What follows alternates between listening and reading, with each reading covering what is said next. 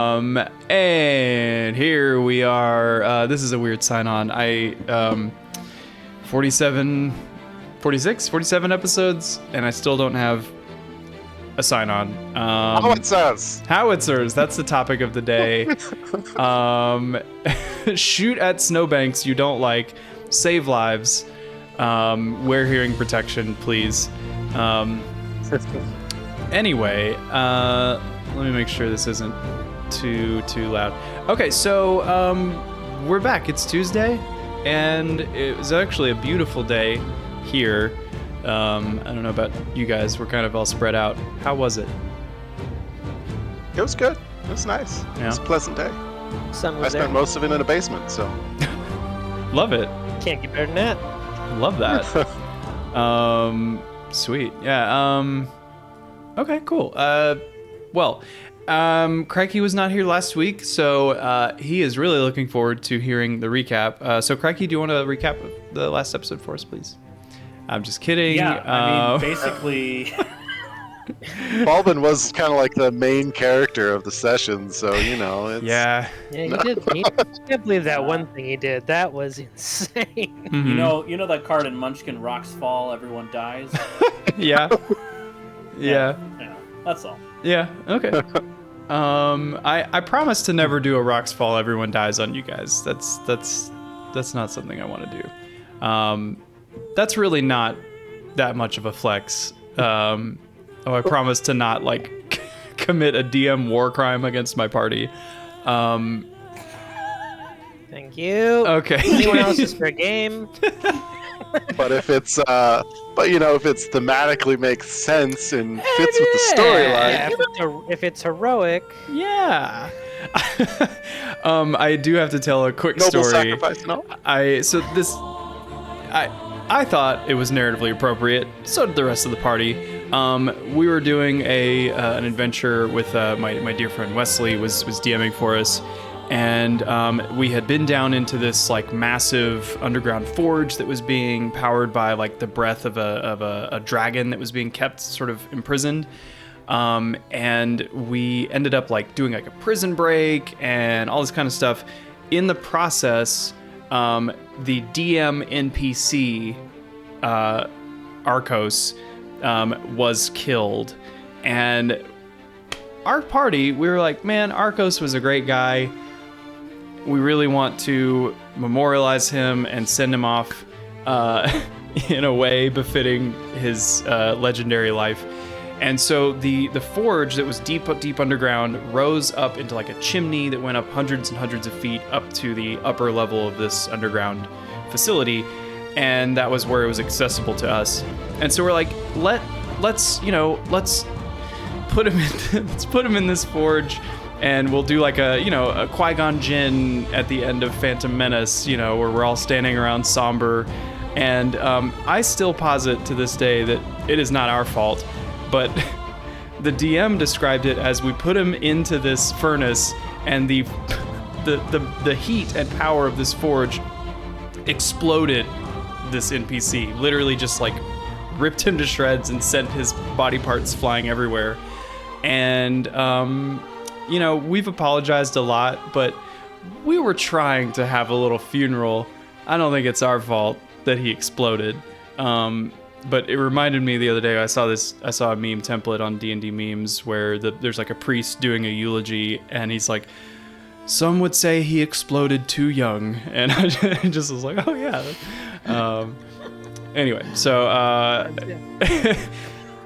okay, so, but rest in peace, Arcos. You were a cool guy. I think you were a cleric, but you were a cool guy. All right, so Megas did the recap last time, so does Shade or Theo want to try it? Or both of you? I guess I can go for it. Believe in you. Let me see. What? I believe in you. Cool. Good. At least that's one of us. Let's see here. See if I can remember where we started. I think we started with oh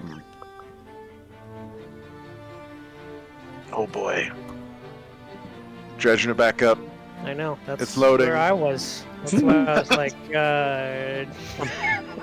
All right, so we started. We were on a ship that was moving under the power of the Elder Titan.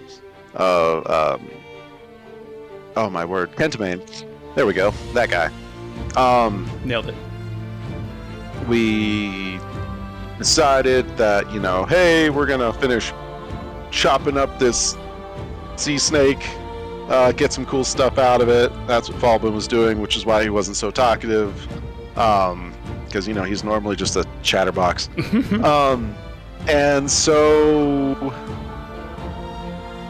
let's see here. Megas talked to Kyra a bit, if I remember correctly. Yep.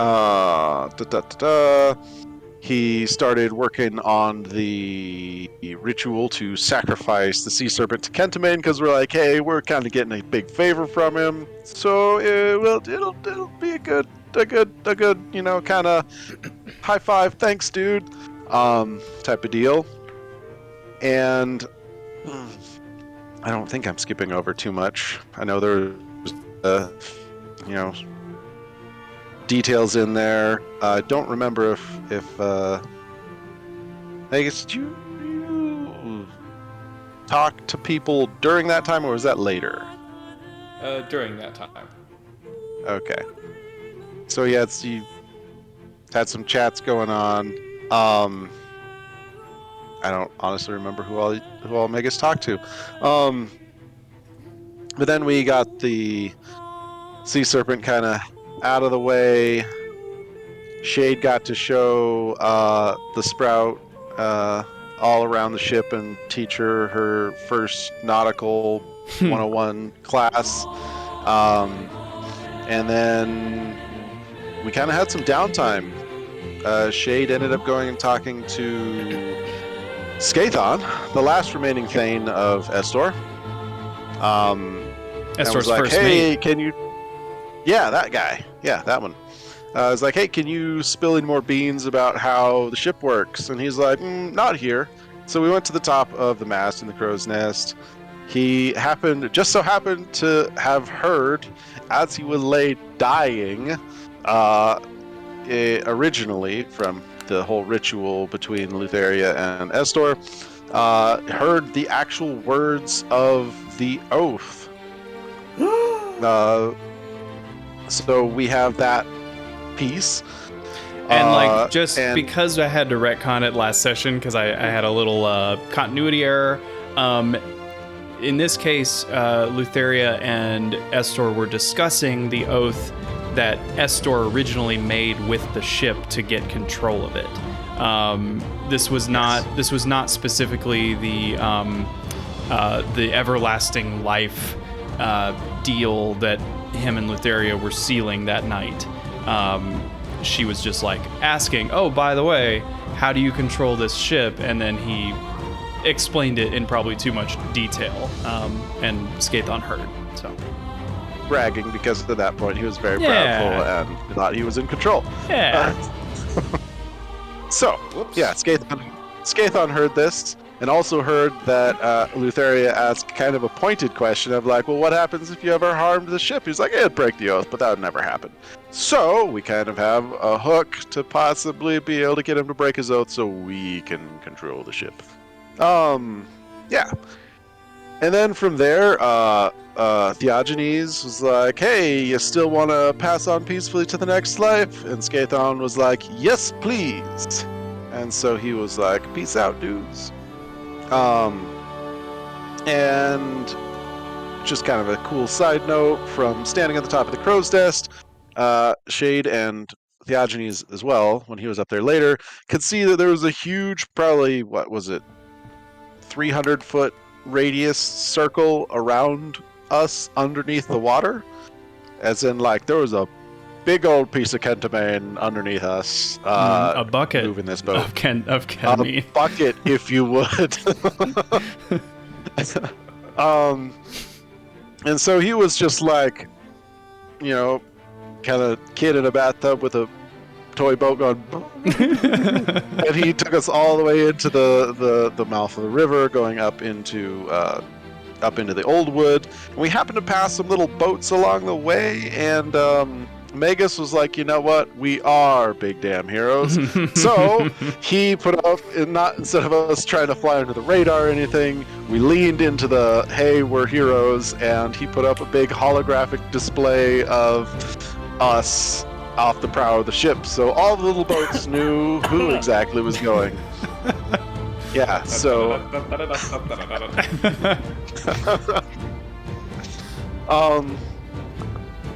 Yeah, I feel like there's details I'm missing in there, but basically we got into an inlet that Magus had communicated with Demetria that's where we were. That was where she was going to meet us, or at least send people to meet us. So we got there, and there were, was it 4 Geigans, or was it 6 Geigans? I don't know. There's 4. a bunch of Geigans. 4 Geigans Not waiting that it for us on the matters. shore. Yeah.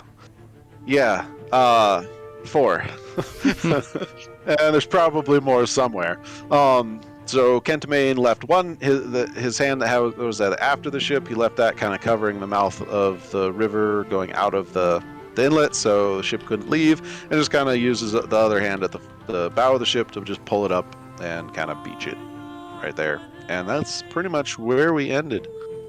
Oh, the one piece that I did miss during that traveling time is that Magus and Ultraya somewhat partly communed with the mast of the ship, with like the what was left of vestiges of Ultraya Prime, and yeah, they kind of had a little Yeah. moment there. It was nice.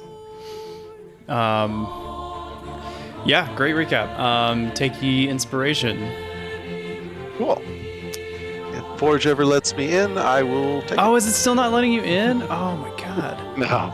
Oh no, I was having issues with it yesterday. I ended up I tried it in a different browser and that worked, and then today the original browser worked. So I'm not sure. I mean, we should be. Because normally it's like bloop right there. Yeah. Keep me posted. I mean, we should be doing RP for a little bit, at least for the first part. Cool. So, Nope, yeah. I cast Fireball on the Geigans. Let's go. Well, Shade doesn't need his sheet for you to cast Fireball, does he?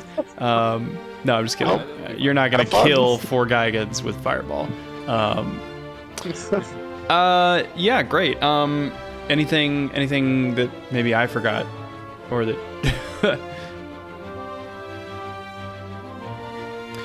I guess we should, as sort of. Oh, go ahead. Go A ahead. few details. Yep. We learned from Shade that Estor did want to leave the Ultros. That was his desire. We also learned that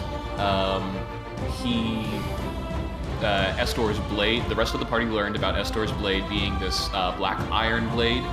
We also learned that it is not the blade that Acastus wields. Right.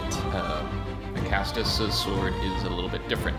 And Magus and Estor had a conversation where Magus tried to get information from Estor playing into his hatred of Lutheria, but didn't get Estor to reveal the main crux of the oath with the Ultraya, but Estor did drop this kind of a phrase like, well, if you didn't swear an oath, you'd have to talk to Ultraya or something, but he'll never be able to do that. So. Yeah, hinting at the fact that it is maybe possible. It's just harder, you know. But yeah, I don't think Magus and Shade have discussed their 2 conversations, which I feel like there's a lot of overlap between those 2. But we'll just get into it. So you guys have arrived on the banks of the Archelon in this kind of like a medium-sized lake that sits off of the river. Again, I'm not a geologist. I don't know if that's how bodies of water can work. That's how this one works. It's a fantasy world. Magic, yo. Magic. Oh, not High Seas Pursuit. That's not what I want to play. Yeah, so the boat has docked, and you've been able to see on the shore four Gigans. One of them a bit notably larger than the other three. But they stand somehow all 6 of their arms like kind of clasped in front of their bodies like like Secret Service guys, but they each have 6 arms, you know? So yeah. What are you guys doing? Well, I assume this is our escort. That would seem to be the case. We don't. How many Gigans were there in the initial Demetri encounter? One. Just the one, right? Do we recognize any of them? Make a perception check, Falbin.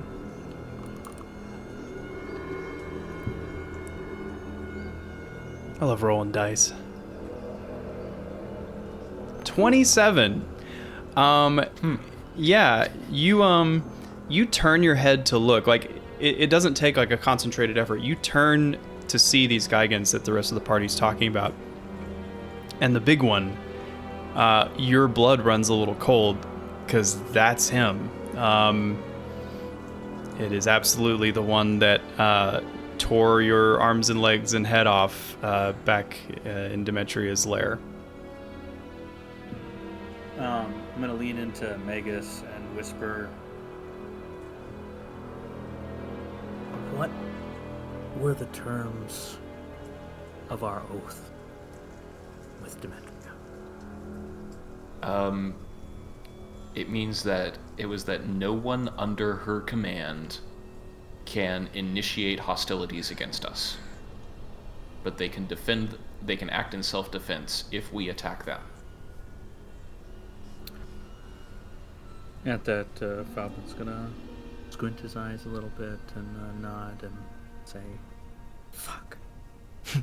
Yeah. You could start a fight, and if they swing first... No.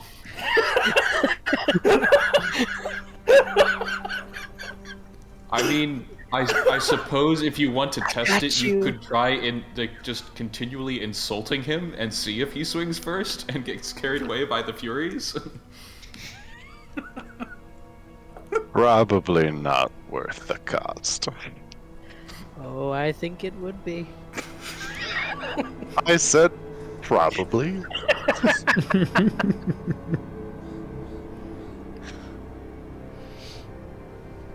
Well, I guess the real question is, are we all going, or are some of us staying here to watch the ship?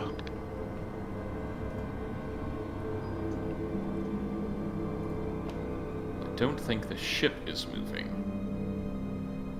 Right, but you did put on kind of a display for some of those other ships, and they might try and follow us.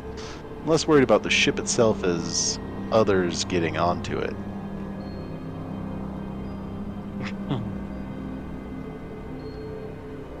And to be quite honest, I don't really want to take Sprout here to Demetria. So we get this straight. Shade the lawyer is earnestly advocating for split the party. Yes.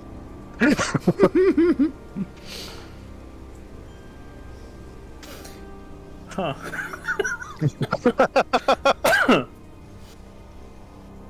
So... Well, I could have Rue to Overwatch if we're really concerned, and we could go ahead, and if something happens, you can come get us.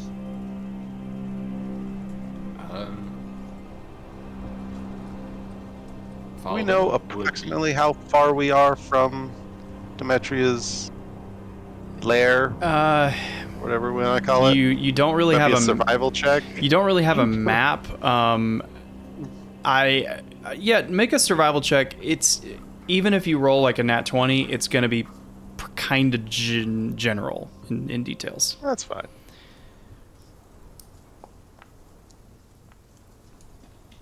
A 15. It feels like you are still. I don't know. the woods you can see from the deck of the ship. Maybe there's like a type of moss that grew from their ancient branches that sort of, wept from those branches that you remember. That's closer to Astoria. You're not seeing that type of moss here. It could be, nothing. It could also mean you're in a slightly different area of the forest. But really, there's no way that you can tell how close you are. But the fact that Falbin did see that one particular Geigen, which Falbin, you probably brought attention to that. It would have come up during the conversation. Fuck. You're at least within walking distance for that guy who you know to be a close associate with Demetria.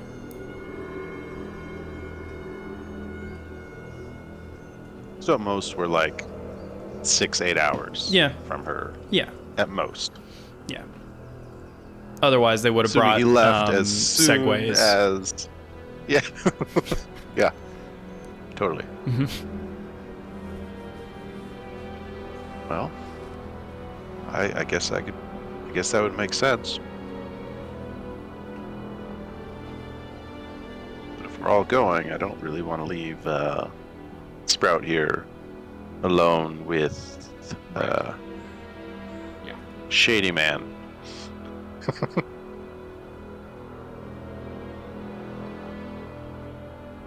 Could Kyra stay?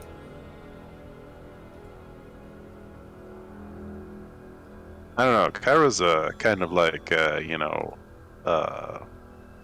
bard type. She's going to want to see what's going on to write it down. That is true. And so what I'm hearing is you want to stay, Shade. I don't necessarily want to stay, but I'm just thinking somebody should stay. But if we're leaving Rue, we can go. We can all go. There is also the option of making a small camp on the shore away from the ship, since you know that Estor can't leave the ship, really.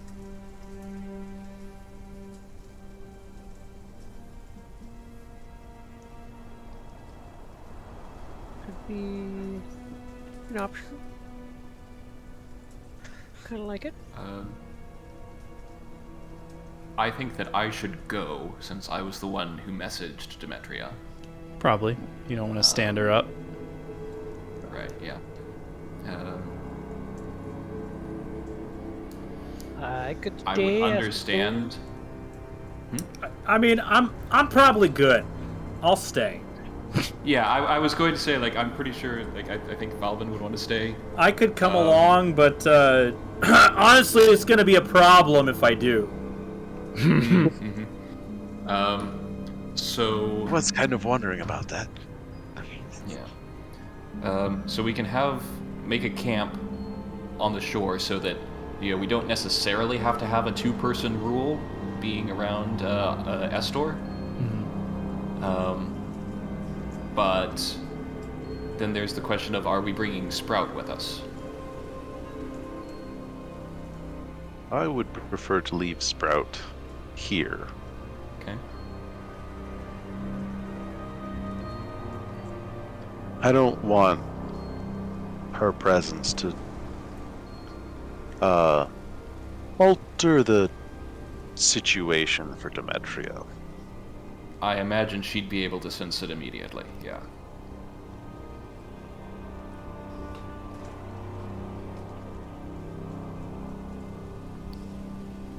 I could understand, Shade, if you would want to stay with Sprout. I would also appreciate your presence as you negotiated the last oath. Yeah. That's fine. I can go. Kind of look over at Theagenes, and I'm like, what's his part in this? So, roll an insight check. 21. Damn, 2 19s in a row from natural 19s. So, you get the feeling, and I'm just going to read what he sent to me. You get the feeling that after bringing peace to another spirit, that being Skathon, the first mate, in the panoptic beauty of the ship's highest perch, Diogenes reflected on the impermanence of all things and went full emo about the ennui of his existence and Black Lotused out a lot, and he is now in an extended trance. But you get the feeling that he is... it's basically he lacks self-initiative, but he can follow commands. Like you say, hey, look at my hand, and he looks at you, and like he can, mechanically speaking, you can sort of give him commands in combat, and he's not going to be like useless. But I'm also not going to role play for him. But would it be possible to draw on his face? You can certainly try. Well, you've got to learn. Would you like to draw? I think I would. While Theo's working on that, I guess I would like to clarify if I know whether or not he will accept any verbal commands or if it's our commands. Does he recognize friend from foe? That's fair. You think about it, and you ask him a simple question like, "Who am I?" You know, just like, does he know who he's looking at?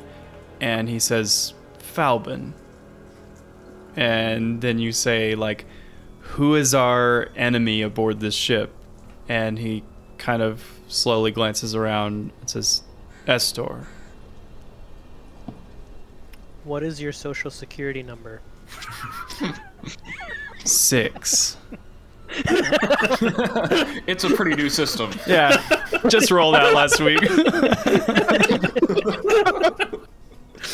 Okay. So All right, well, you get the feeling I won't bother that ear plugging him and whatnot. yeah, you get the feeling he's not going to go off and do his own side questing and probably won't start any conversations, but he knows who you are, and he's capable of acting for himself. So, Falbin, do you want to keep him here? Yeah, Theogenes and I are he's not going, so... Yeah, he'd probably be a bit of a liability in this state. He can follow you if you ask him, and he can participate in combat if you give him some direction. But it is up to you. It's player talk, but I'm just thinking of like, if things went bad and we had to bug out of there quick, we have a guy who might not take the initiative to save his own skin if we're all Okay, I will. We already had. Go ahead. So We already had one experience of trying to get drugged out people out of her lair. I will pull the curtain back a little bit. What I mean by that is that I'm just not going to initiate any conversations really with him. He's not going to be a liability for your team. He he came up with some creative solutions for problems. I'm probably not going to do that. I might cast Toll the Dead if it's his turn. I might cast a spell, or like if you guys say, "Hey, focus on range stuff," he'll be like, "Cool, I'll do that." So essentially, he is kind of he's just an NPC that you guys can control, but he's not going to be like participating in the roleplay aspect. cool. This thing is probably safe to leave him here. Sure. So Falbin and Diogenes, Theo, you're with us. Yep. Okay. All right. Falbin, do you still have the sending stone? I will make sure that Falbin has one of the pair of sending stones, and Okay. I have the other. No problem. Okay. No problem. Okay, so we have our boarding part. Well, you guys are all getting off the boat. And Yes. okay. So to do that, you can climb down and kind of wade through the water, or like find some other way, because you're basically 20 or 30 feet away from shore, so you're gonna get a little wet if you go the standard way, but it's up to you. I cast Control Water. No.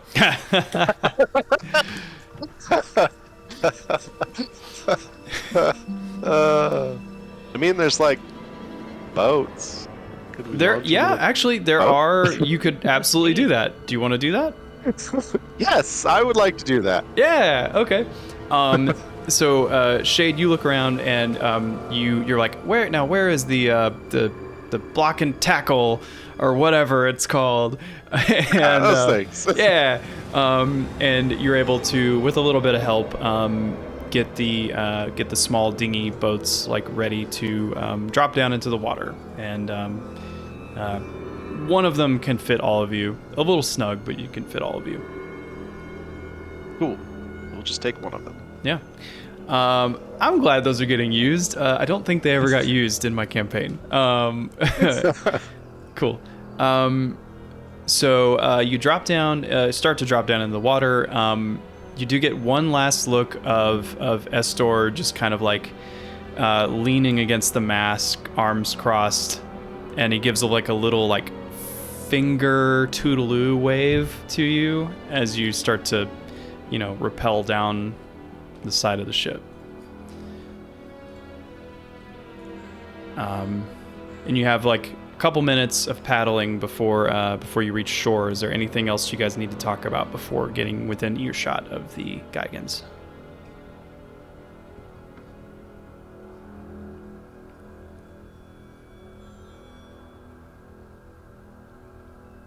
No? Yeah. No. Let's Okay. just be careful. All right. Good So you paddle ashore, and it is it's getting pretty late. It's probably I will say one yeah. thing as we're getting sure. off the boat, Mm-hmm. since I'm assuming we can make it within about 10 minutes. Yep. Shade would actually almost completely close the bassinet and tell Sprout, try or whatever. It's like, just stay quiet until we're out of sight. You'll be fine. Falbin is going to take care of you. Okay, Papa. I do like this name, Sprout. I like it too. It's cute. I will stay quiet, very quiet. And you close it, and you hear just like a inside. Do you tell her to shut the hell up? Room. You dumb plant? Like No. you do with any toddler, yes. No. It's very, very quiet. You'd have to be like right next to the bassinet to even hear it. Which I am, Which of course. you are. You paddle ashore. The forest is, the wind, moves through the branches. It is, it's relatively quiet in terms of overall nature. And the Gigans just patiently await your landing. The boat kind of pushes into the wet, sandy shore, and you get out and sort of pull it up onto the land. And they give you space. They're probably about 30 feet away, just waiting for you to kind of secure your things and approach them.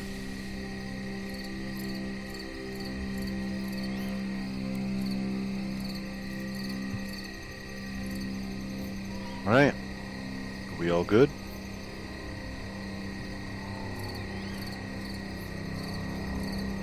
I think so. We're so good. Awesome. We're so good, we're bad. Yeah, to the bone.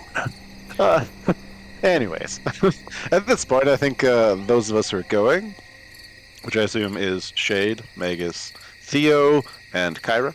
Mm-hmm. Yes. Yep. Would approach the Gigans. Okay. Who is making first contact.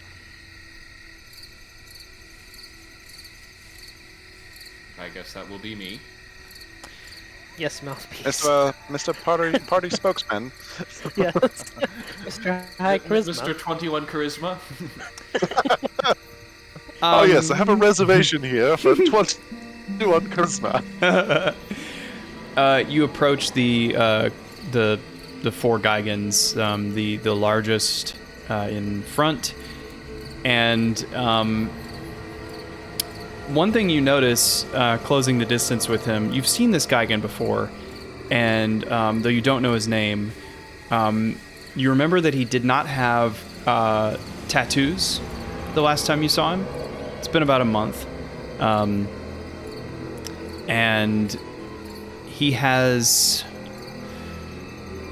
Roll an Arcana check. Oh boy.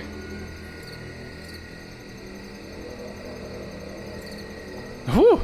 Yeah, I know what these are. It's a critical Yeah, it is. success. For a total of 32. A 32. Wow. These Golden tattoos... lips indeed. It says no regrets. It is kind of in like a honeycomb pattern. All like, it's very light. You didn't notice until you got closer, but it looks to cover his entire body, face, arms, hands, everything visible has this pattern tattoo on it, and it's you've never seen this specific design before, but the arrangement and kind of runic nature of it leads you to believe that it is some sort of abjuration tattoo, a magical abjuration tattoo. I realize that's like kind of creeping into like detect magic territory, but it's like you're looking at I was an. gonna do that anyway. It's This like didn't reveal it, so. it's different because it's like you're looking at an instruction manual that's maybe in a different language. It's not like you're deducing from a vibe. You're literally deducing from markings. So I think that's fair. It seems like this is something relatively new, but it is some sort of like protection tattoo. And he looks down towards you as you approach and just says, "We meet again." Indeed. I believe you are supposed to escort us to your mistress? Yes. But first, for her protection, and he turns to one of the other Geigans who hands him a scroll. And this is my game. Non-spellcasters can use certain scrolls. Don't at me.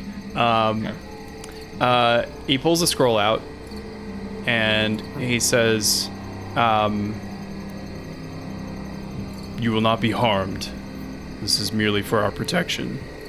And he unrolls the scroll and begins to read a Zone of Truth spell.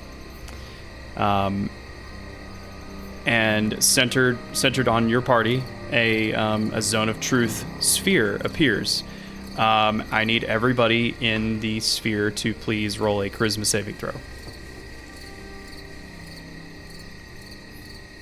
Oh joy! I'll have Kyra also roll.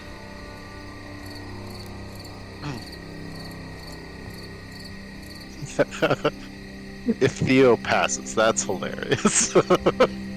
Dang it.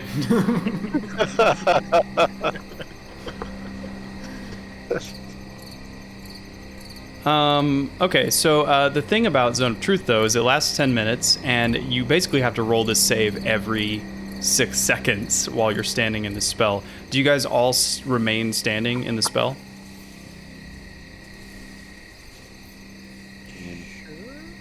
Yeah. Okay. Like- At the instead of like rolling 100 times, would you guys concede that probably in the next 600 rounds? Wait, what is it? 10 times 60? No. Hold on. 100. 100 rounds. The next 100 rounds that you will probably fail a DC 14 charisma save.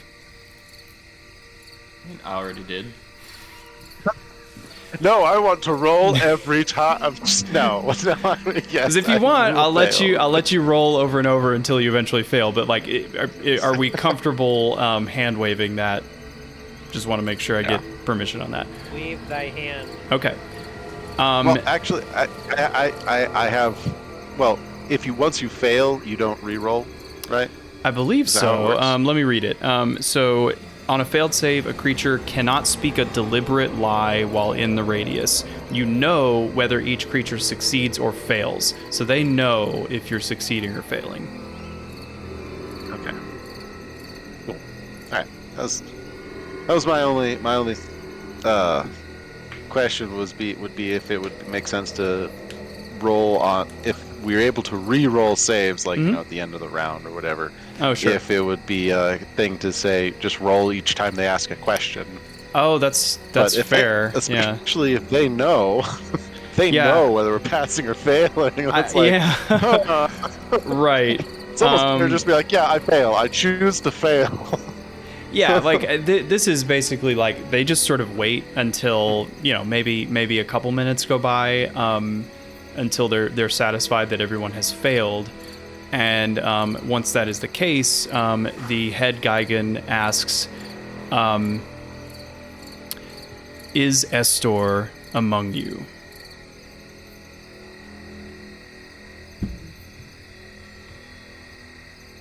No. We last saw him back on the ship, waving us goodbye.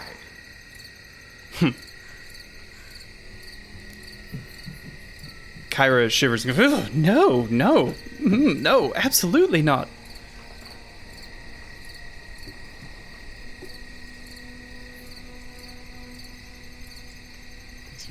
Real quick, is there a reason the Ultrias Sprout rolled a oops, I charisma forgot throw? she was not with you.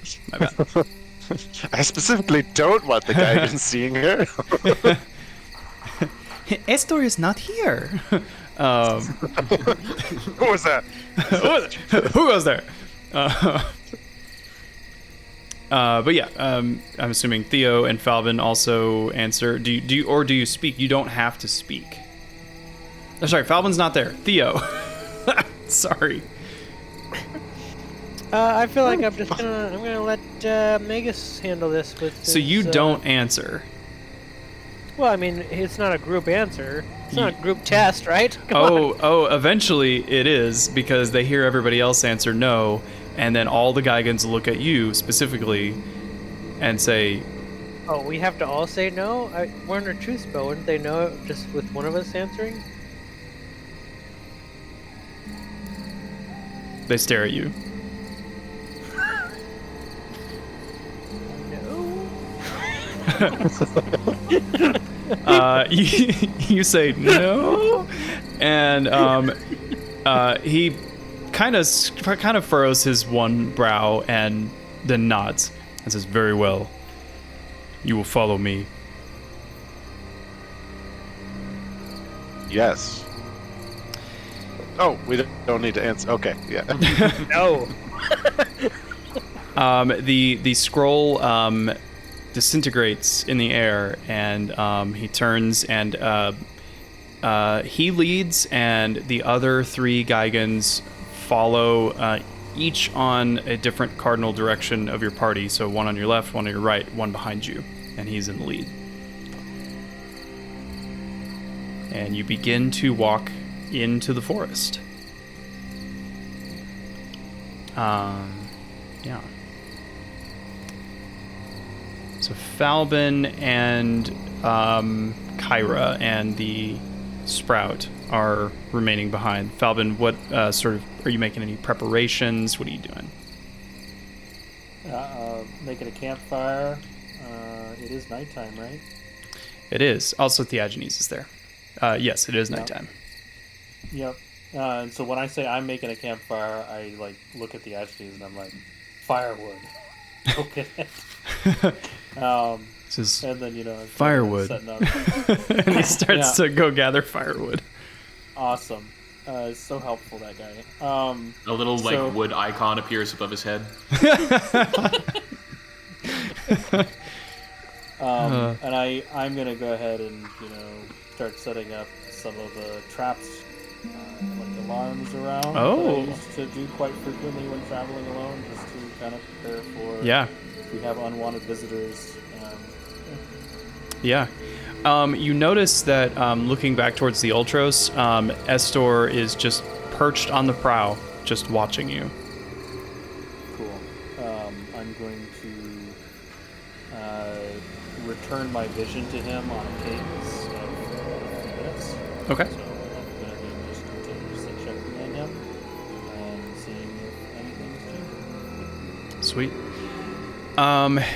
Back with the rest of you, you venture into the deep forest of the Old Wood. The Geigans, they seem to know a trail. They do not hack the woods away like many would in a situation like this. They seem to have a pretty natural understanding of where, large woodland animals make their trails, and so they're able to almost, it feels random, but they are following pretty clear natural paths through the forest. Do you speak to the Geigans while you're walking, or no? Yes, I'll go up to the lead one. Mm-hmm. And I will say, I notice you've gotten some new tattoos since our last meeting. You have to tell me where you got them. Roll a persuasion check.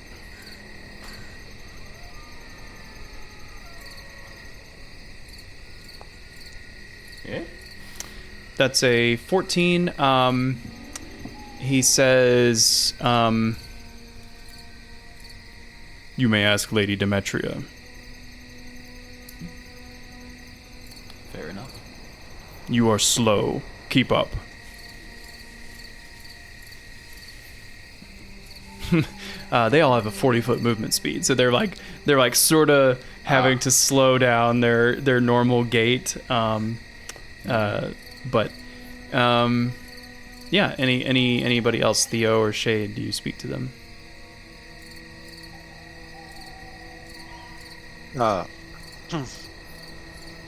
Shade would ask, whichever Geigen is closest. Mm-hmm. So, I understand that you work for, I guess, or serve Demetria, and you're very at home in the woods. My understanding is that Geigens used to live mostly in the plains. Was this a difficult transition for you? Make a perception check. Or sorry, persuasion check.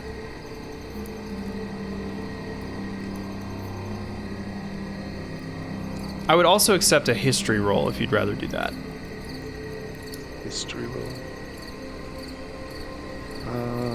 I think it's same difference, so. Okay. He kind of answers curtly, and says,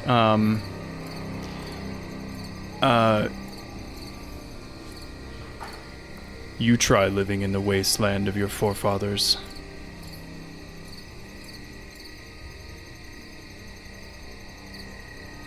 Right.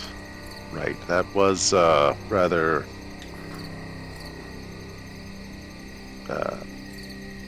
insensitive of me. I apologize. He huffs.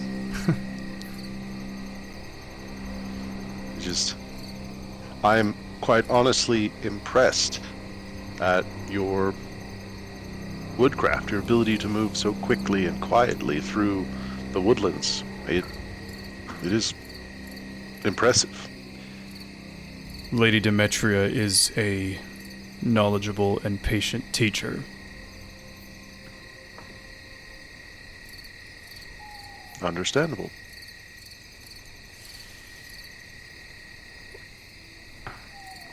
You have something stuck to your fur. I'll get it. I got my comb. Oh, yeah, that's a good comb. There's Oh. like some tree sap like matted up in your fur on your upper arm. Looks like I'm gonna have to cut it. Oh, man, I just regrew that fur. Oh yeah, like where your dragon mark was. It's not like I had lava poured over me or right. something. No, yeah. Hey. Oh, what good times, good times. So it's a little bit of an uncomfortable walk. I mean, nothing you didn't expect. And you hike through I the. start singing John Jacob Jingleheimer Schmidt. Oh man.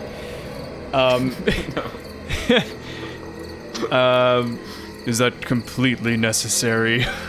No. You hike for maybe about an hour, and Shay, this kind of seems to go against your role of what you were thinking of in terms of like where you guys were in relation to Demetria's temple. It doesn't feel like you're getting closer to that.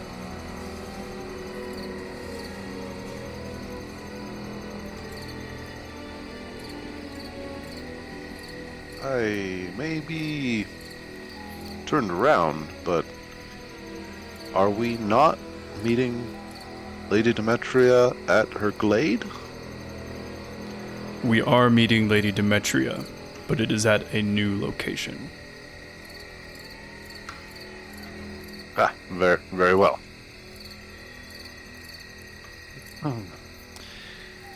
And after about another 20 minutes or so, the forest, there's a lot more like colorful plant life. There are shrubs and like mushrooms and hanging moss of almost iridescent quality. It seems like you're entering sort of a magical space. And as you keep, moving through, you eventually reach a clearing. And ahead of you in the clearing is a very, very large oak tree, maybe 20, 30 feet across, a living oak tree. And I will. Is this hers? I'm going to take you over to a new map. Falvin, I'm going to put you on the map just so you can see what's going on. You'll be over in the corner. And You can see what we see. Experience what we experience. This is where my See what friends we die. see. I hope not.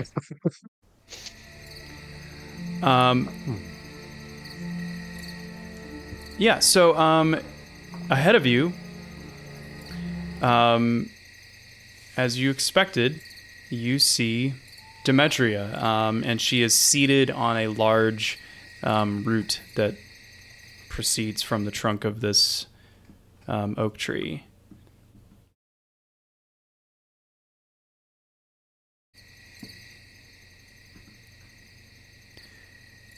And the Geigans,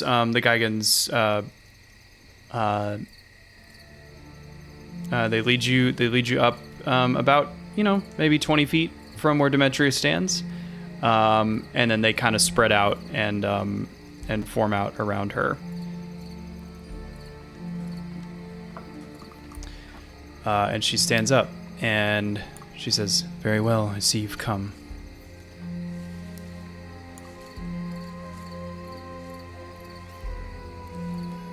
So few of you.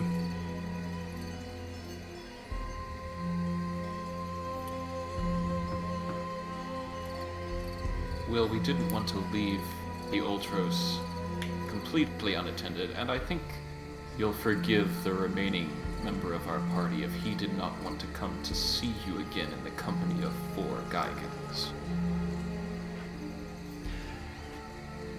That is very fair. I do hope that I may relay to him my sincere apologies for what happened.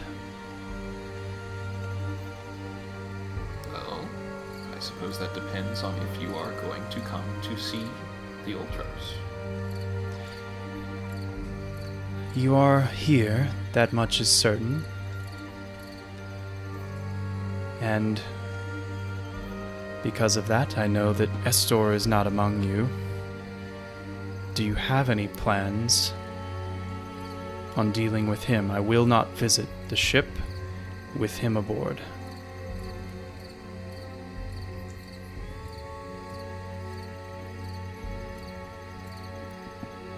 I have a plan, but I would like to hear yours first.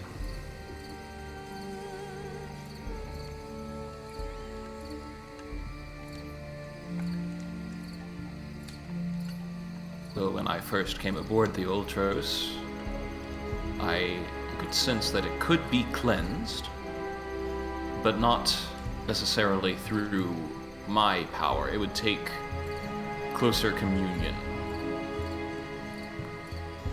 which I may not be the best the best person present to provide.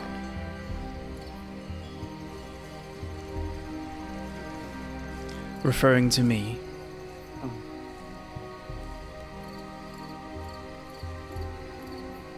I had hoped that you would have a plan, as you say.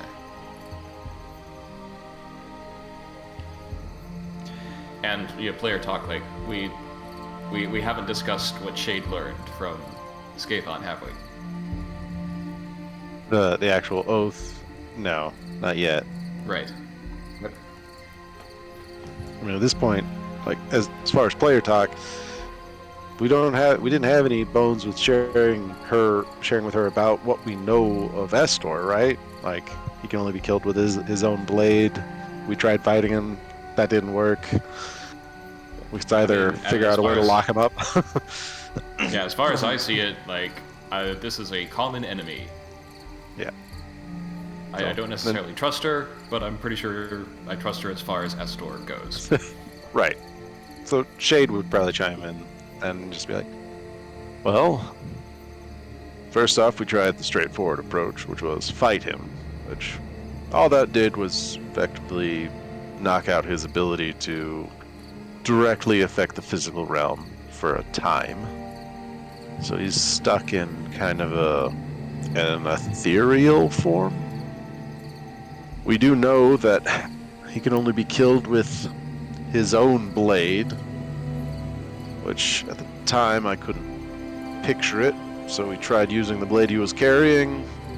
It wasn't his, but I know his blade now, and we don't have access to it. So we're in either a way to find out how to get his blade, get him to somehow trap him in something that can hold an ethereal form, or another option that you might have. That about sums it up, right, Magus, Theo? As far as I understand, yes. Got one. We do know that he... We do know that he wishes to leave the ship, but he cannot do it in his ethereal form. He requires a corporeal form to do so. Yes. she paces around a small area, occasionally stopping to place a hand on the tree and sort of stroke it. She says, "Do you know where you stand?" I am assuming that this is your glade. She places a hand on the tree and she says, "Then you know, considering the circumstances surrounding my sister, that this is a measure of trust I am bestowing to you."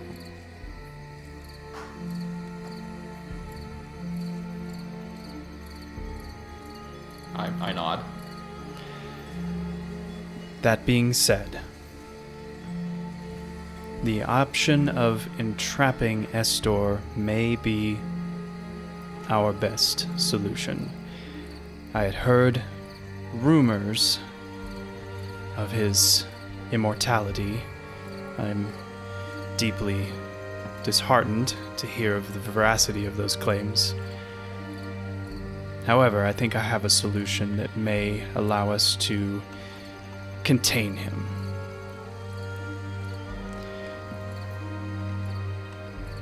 The plan begins with getting him off the ship.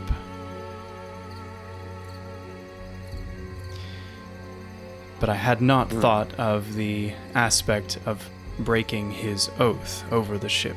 Do you know if there's any other way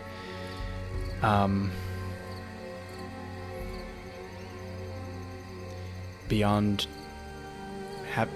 why would he attack the ship? I would imagine deception of some form. I believe that he hates Lutheria above all others, if that helps. Also, if you may wish to know that as part of his oath of immortality, Lutheria did force him to give up killing the native races of Thelia. Or at least his genocidal conquest. It is one of the reasons I chose to follow her in the first place. She did the peoples of this world a great service by forging that oath. Or that deal. But even the vilest can do acts that benefit others.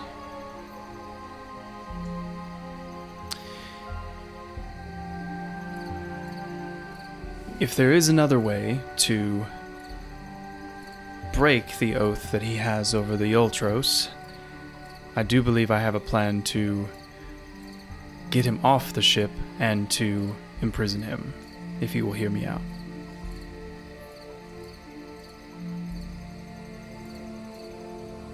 As you will. She gestures towards the large Gigan, the tattooed one. And she says, I do not wish to speak for my very good friend, but, Kror, if you allow. And, he turns to her and nods. And she says, Kror and I share a deep hatred for Estor and his legacy. The Gigan Empire was shattered. Kror, especially, desires to do what he can to purge Estor and to repair as much damage as possible. You may notice the tattoos that now adorn Kror.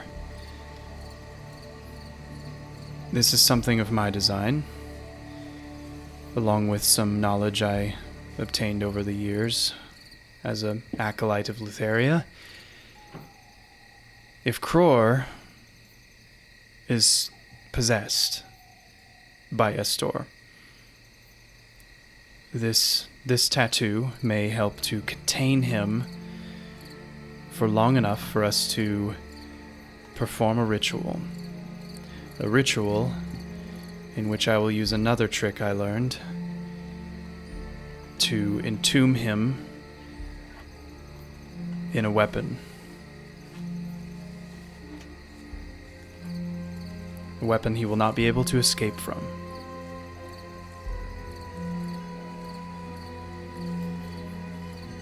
What sort of weapon? I believe you know the statues of Lutheria. You may have seen her yourself. You know she wields a crystal scythe. This weapon is of similar design.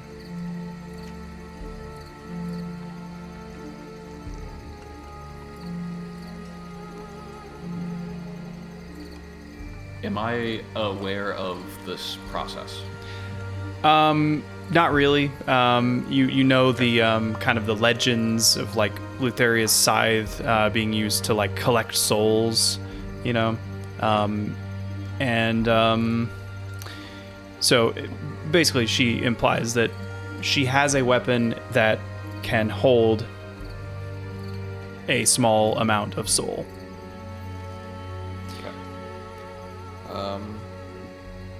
I do imagine that it would be endlessly irritating to him to be trapped in a symbol of Lutheria. She smiles.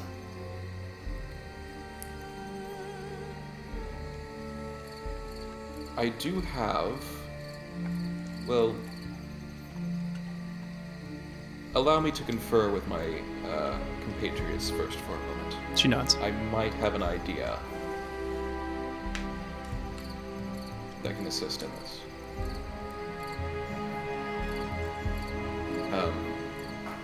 So yeah, huddle Team everyone Hero up. Huddle.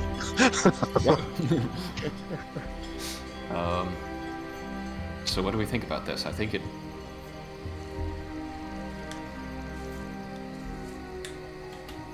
I mean, having Estor trapped away in something would be very nice.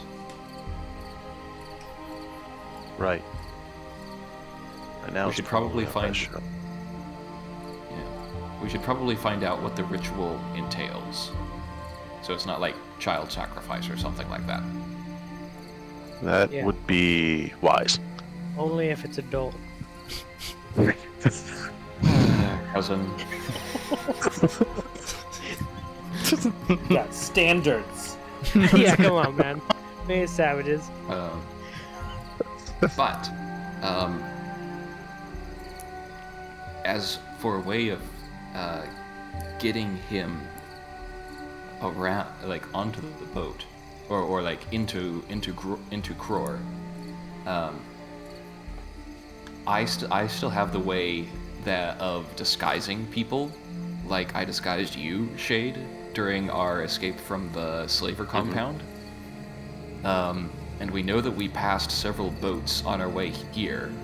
So if we disguise Kror and have him sail up on a boat and quote-unquote investigate the Ultros, that might be bait that Estor will take. Could be. One thing, though, is she was saying that we need to get him to break his oath to the Ultros first. That's Was that probably part? going to be pretty hard. Was that part of it? She said she wasn't aware of that, and like she hopes that, you know, there might be some other way to override his oath, but that's the only hang up that she sees right Okay. now. So, All right. alright, so we have to, yeah, So we don't have to, but it would probably be best to if we could. right.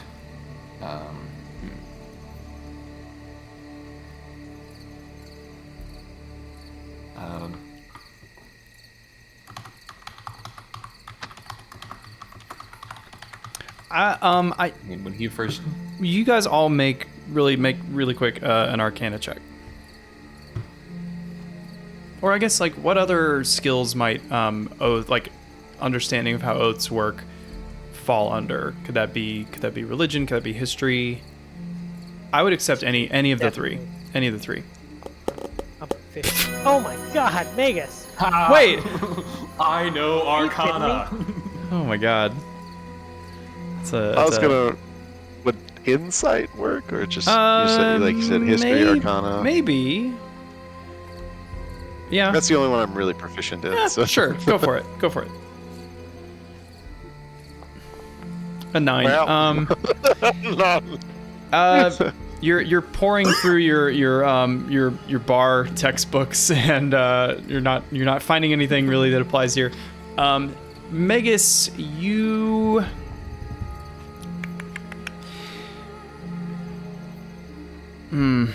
Okay, so you have a pretty strong feeling that were Estor to be encased in what is essentially a demi-plane,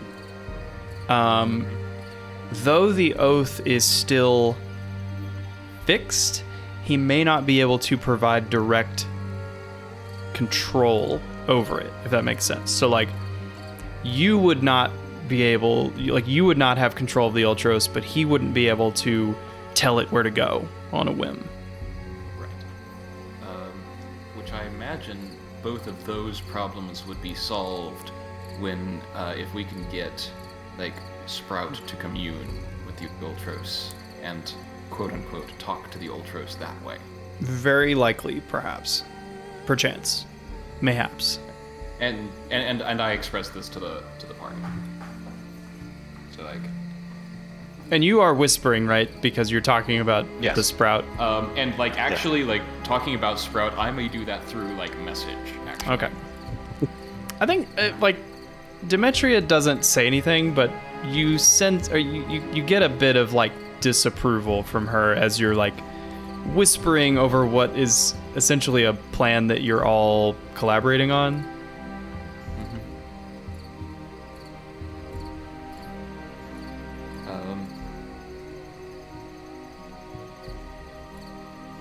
Yeah, like the only idea I had for making him attack the Ultros would be to like try and disguise like it as part of it as a specter of Lutheria, which I can't do anymore. Oh, you can. No. You can. No, yeah. Yes. Well, you just whip out the scroll and be like, "Hey, Lutheria, can you disguise?" That is an option. Don't want to. Hey, thanks, bye. Back in the bag. Yeah. So, I think this sounds good for at least the moment. Okay. I'll say that mechanically, party agree? if this goes to plan, mechanically, the Ultros will essentially be a big, heavy wooden boat that you will have to try to control on your own. Right. Yeah. That is beached. That is beached. Yes. I don't see a problem. Okay. Cool. Do you return and confer that? Like we'll come up and say like, we are in agreement, save for we just want one more piece of knowledge, and that is the specifics, some more specifics about the ritual involved to imprison Estor. Very well. Kror is very brave. He will be making the ultimate sacrifice to ensure this works. Will he be entrapped with Estor? Unfortunately, I know no way to separate the souls. The blow that kills Kror's body will absorb both his soul and Estor's.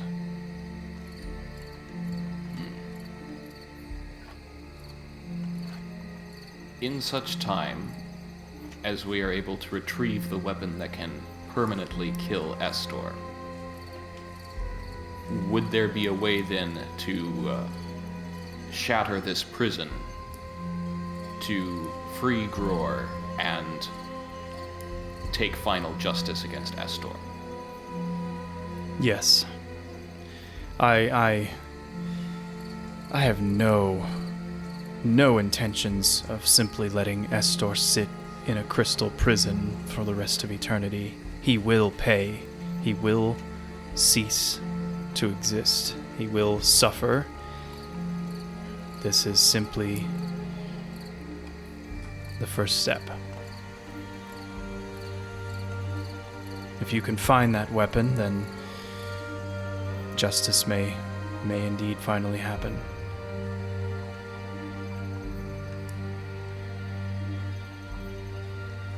He's already on our to-do list.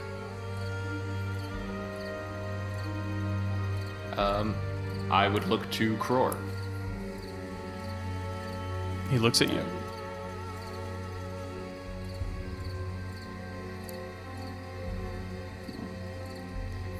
I understand you have already prepared for this.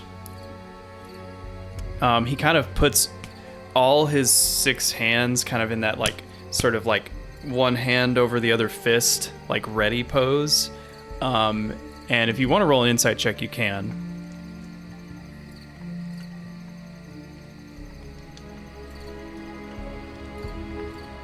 Yeah.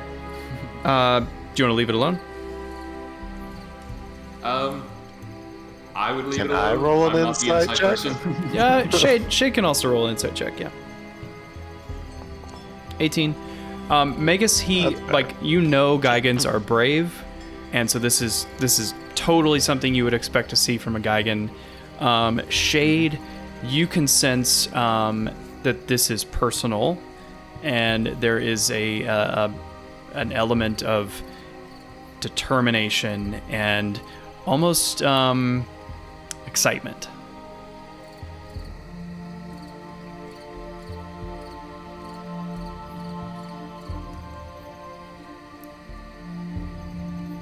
Seems you're the right man for the job.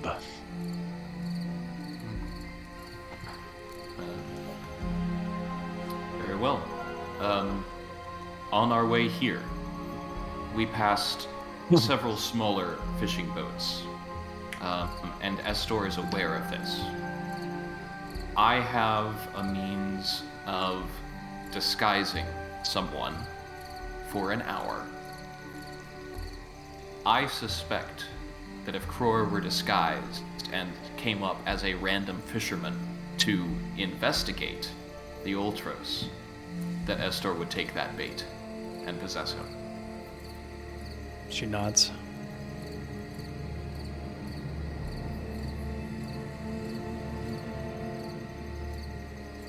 Where will you get a boat?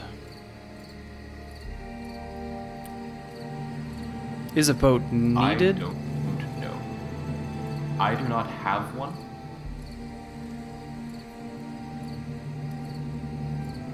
She asks, is a boat needed? I think that yes, it is. Well, for the plan, how far away from the, would Estor be able to see the inlet? Where? Yeah, he could see it.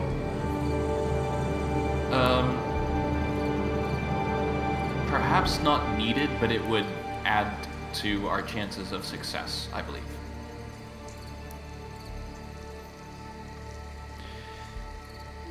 Do you intend to steal a boat at this time of night?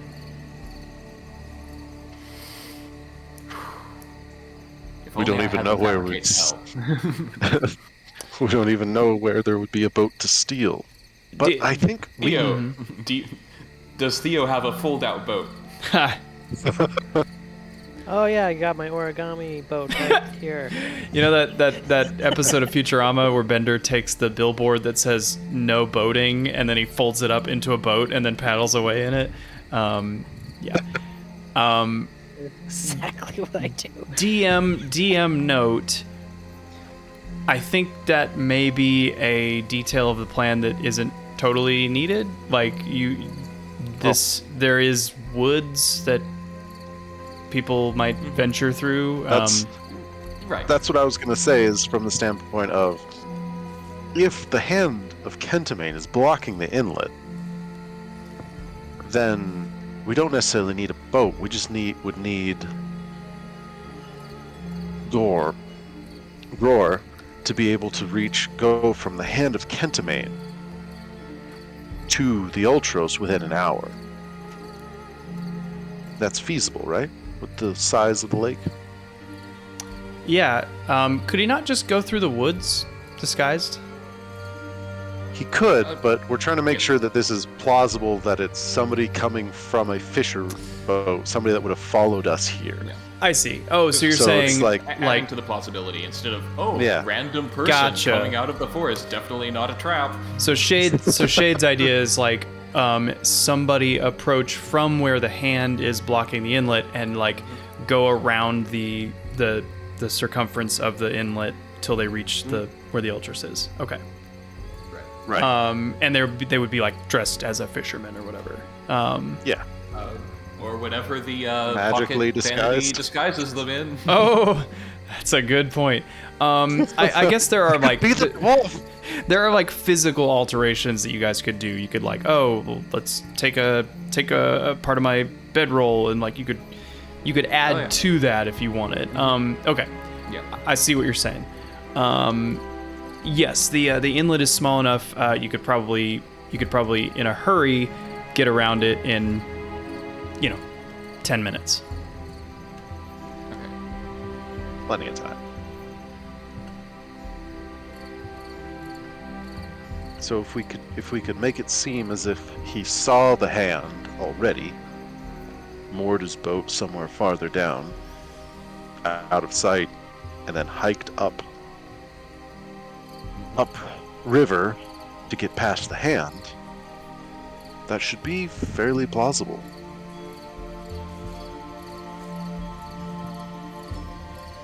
And We just I have wonder to- if we could get. What? Is it?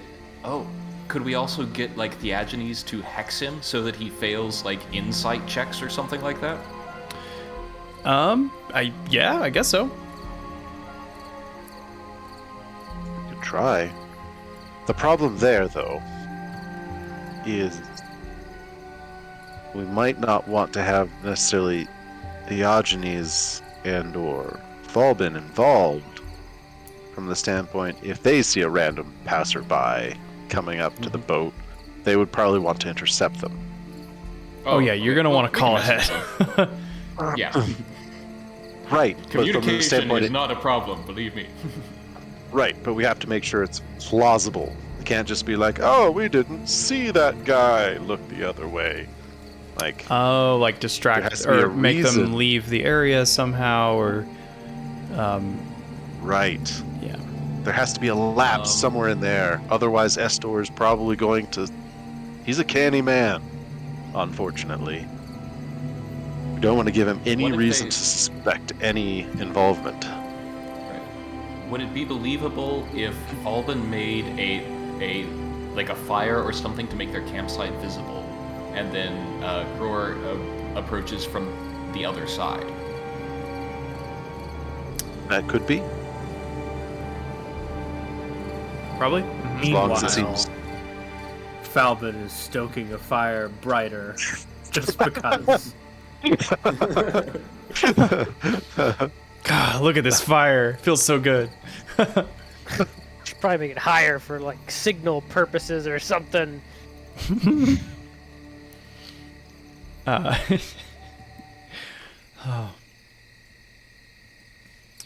Yeah, I think this might be a feasible option.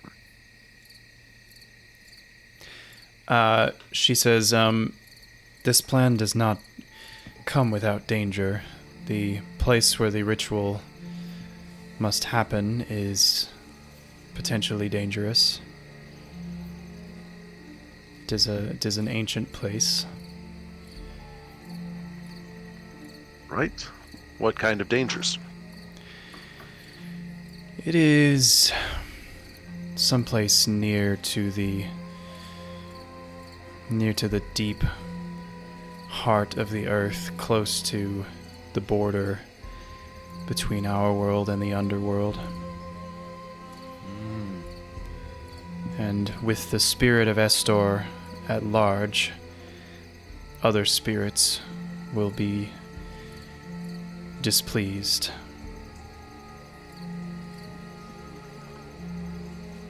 I think we already saw something like that, like the dead at the Dead Falls. Mm-hmm. And also like Is the that specters. where we're going to have to go? No, it's not the Deadfalls. It's Okay. somewhere else. You notice that she Fortunately, isn't carrying. I have- Oh, go ahead. Fortunately, I actually have radiant spells now, so There you go. She says, I cannot promise that the denizens of the forest, those more magical, will not also be whipped into a fervor.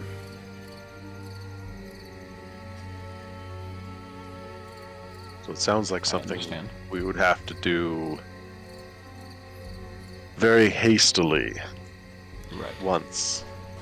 She looks at Cror Cror is- and says, Or I trust my handiwork, but the spirit of Estor is strong, and once he knows what trickery has befallen, he will do everything he can to take control of his body. And once Cror is... If this will not happen, but if Estor takes control of Cror's body, he will be a difficult enemy. You notice that Cror is the only Gigan with no weapons or shields right now. All the other Gigans are fully kitted out. Honestly, if that were to happen, I think Falben would enjoy the opportunity. Please speak to Falben first, because I will. if Cror is killed before the ritual is complete, if the ritual weapon is not used to kill Cror's form, the spirit of Estor will escape and most likely will return to the Ultras, Understood. which will leave us at Is square this one. Is this ritual something that you must perform alone, or can others aid in it to make it faster? She looks at the other Gigans and she says, their strength and unique physical forms will be essential in the ritual. You will be essential in protecting us. Okay. oh, free magic lessons tonight.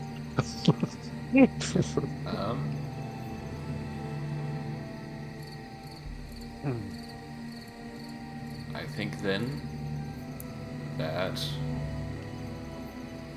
we shall go ahead with this. The Cror kind of like punches his fists into his palms, like he is hyped. He's getting amped up, and the other Gigans start to kind of like lightly sort of beat their chests and like they're also getting hyped. And she says, "We must be quick. We must be decisive." One question. You say your runes, your tattoo, or whatever will prevent, well, at least for a time, Estor from taking over Cror's mind and body. Would it also, aside from just keep preventing him from taking control, would it also keep Estor trapped in Cror's body as long as Cror is alive? Like a fish in a net. That So is that's its something purpose. to also consider.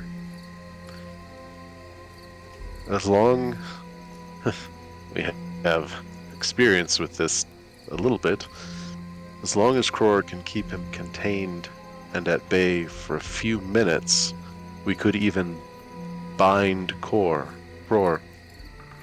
and keep him immobilized for us to be able to transport him wherever he needs to go. As long as we don't kill him, Estor would remain trapped. Correct? Yes. But I would doubt the efficacy of even your strongest bonds in over the long term. Truly. Pull out- Well, I that's Pull out the fuzzy handcuffs. Now we're talking. Do you have the whip still? Yeah, actually, unfortunately. So yeah, like they will help, but there is always a chance he could break out. But it will give you more time in the event that Estor does take over. So I'd say that would be something I would be asking of you. Shade would be looking at the other 3 Geigans. Do you have restraints for your own kind? They look at you kind of offended. What, you're saying you don't have criminals in your own society? They kill you.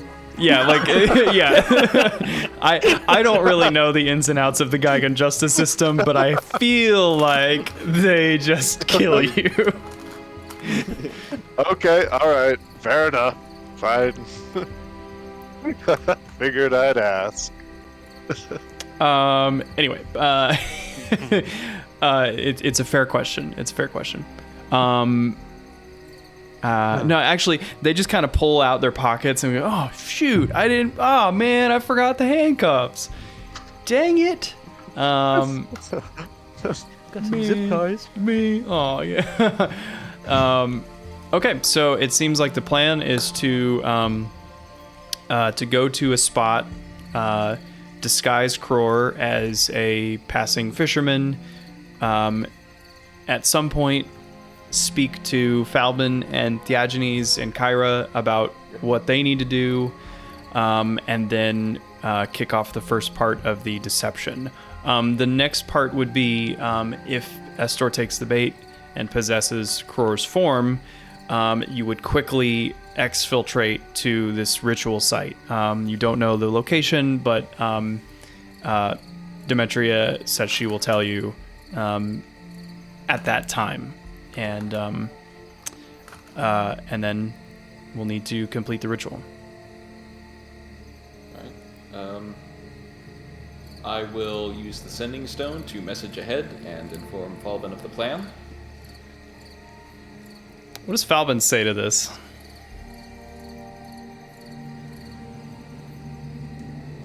I mean, I'm assuming you just summarize this succinctly, right? Yep. And then there would be a pause, some silence. And we only get to use sending stones once per dawn, right? Unfortunately, yes. Okay, so Falbin would know this. He would say,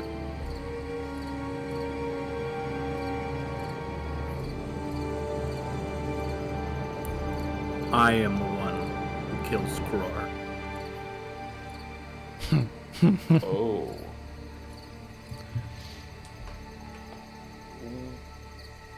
We have another stipulation from our compatriot back at the boat. Let me guess. He wants to kill Kror. Yes, he does.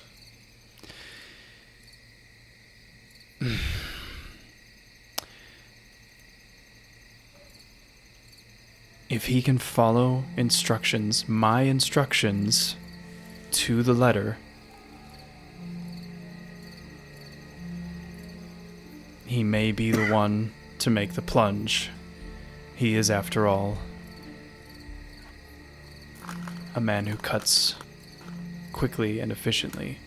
He must agree to do so.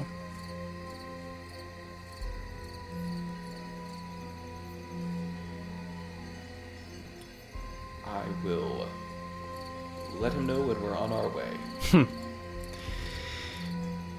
Know this.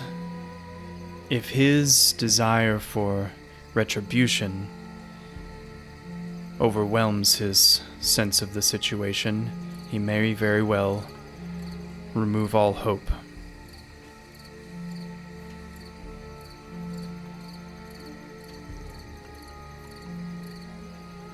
But I will trust you, and I will trust him.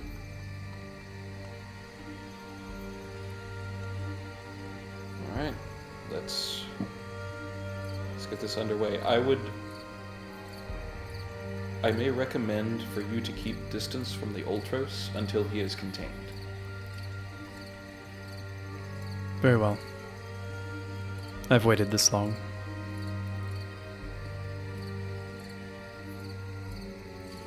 Okay. She looks at the tree one more time and says, "One last thing. You now know my grove. You know its location. I would ask that you never visit here without my direct invitation."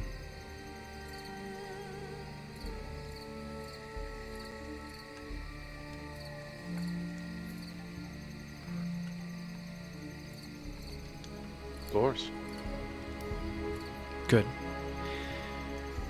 Notably, Falvin was not there. Yeah. You'll tell Falvin, won't you? Okay, so she stands up, and the guy gets kind of like, oh yeah, let's go. They are leading you back out. It takes they're moving a little faster, so it takes just under an hour to We're get like running after them. Yeah, basically, yeah. Keep up. I'm gonna like try to be giving like acting instructions to Kror as we're going. Okay. What are you telling him?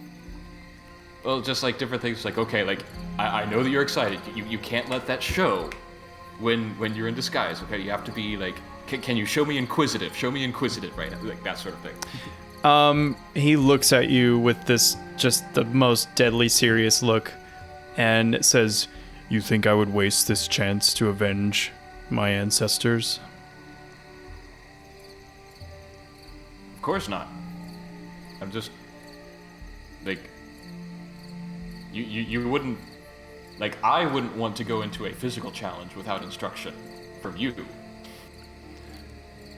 Show me a fisherman. Do a performance check. Oh, okay. Oh boy.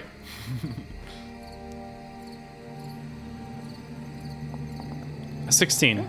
Yeah, you you take like a rope you have in your pocket and you whistle a little jaunty tune and you do a little rope tie and you toss it over a knot on a log and kind of pull it tight as if you're pulling a small boat up to a dock.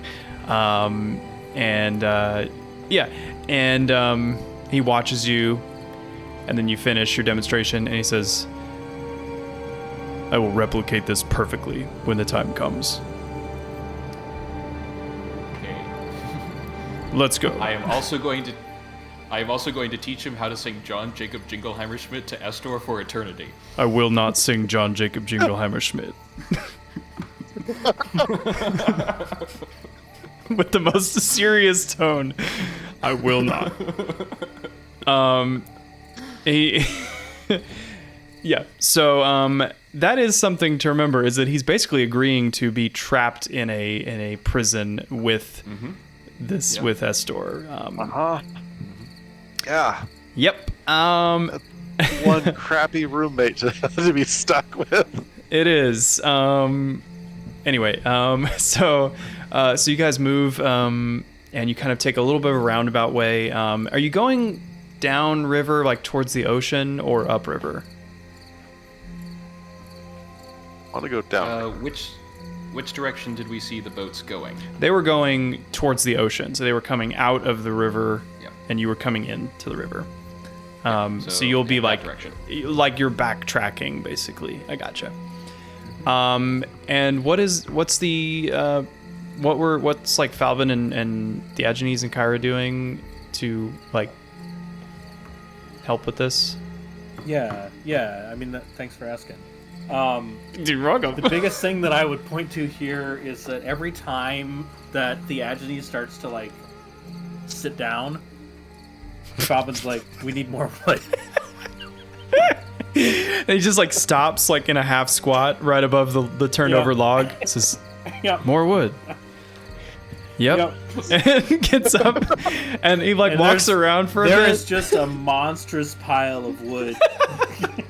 Way more than we need. Eventually, at he comes this back point. and his hands are empty, and then he looks down at the log he's been trying to sit on for the last hour and a half, and then he just picks up the log and adds it to the pile, and then just stands and looks at you, kind of blank-faced.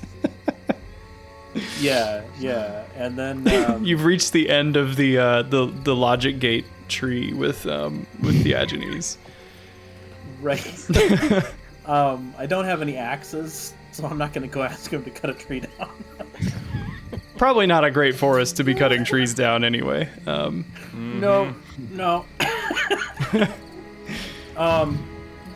Yeah. So I'm stoking the fire a little bit. Okay. And preparing. I assume.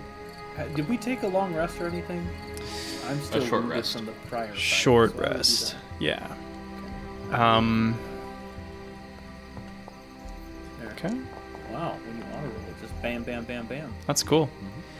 Okay, so in a little while, it's about an hour later, getting closer to midnight.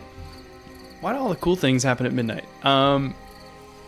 So you get to within about maybe a half a mile from where the hand of Kentamane is blocking the inlet, and this is probably a good place to start getting the disguise ready as you get closer. I'm going to say a prayer to Kyra to bless this trickery. And then I'm going to apply the pocket vanity. And so we roll a d6 and see what it comes up as. I'm gonna give you advantage on this roll. So if you want to roll it twice and pick the preferable result because of your your prayer to Kyra. Okay, so what do we get on a 2 or a 3? On a 2, we get an intimidating half-orc man with deep green skin, black hair pulled back in a bun, and some battle-worn hide armor, which we're going to cover up with like some of my spare clothes. That's pretty to try and make it good. more fisherman-like. That's pretty good. Yep. So we have like a buff like half-orc like ranger fisherman guy. Yep. And what are the other? What's the other option? Yeah. What's The 3? other was a regal and androgynous elf with a tan complexion and golden hair, wearing fine leathers and a shimmering cape of red and Oh silver. wow. Which I guess could come across as like a merchant, but it would seem weird for them to be traveling like on their Right. own. Yeah. Was that the 2 or the 3? That was 3. So That was the 3. So 2 was the best Okay. option we could have gotten. Okay, good. yeah, that actually I think works great. Yeah, do you go ahead with that? Yeah. Okay, sweet. So you use your pocket vanity, and it's a magical transformation, right? Yeah, it's like a disguised self spell. Okay. How long does that last? An hour? 1 hour. 1 hour. Okay, perfect. He kind of like steps over and looks over the still like riverbank, the water, and sees the new form, and kind of nods approvingly, like, not bad. That's better than the one I got. What did you get? Yours was perfect for the job you needed to do. Unfortunately.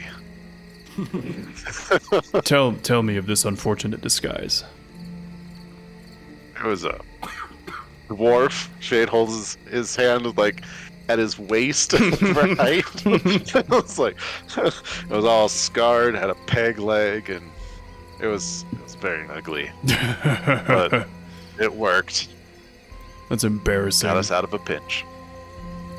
Can Tell I do me a about very Can I do a very quick Arcana check and see if I remember anything that would give like Estor true sight or something else that could see right through this disguise? I guess it would be whatever knowledge of like ghosts there is.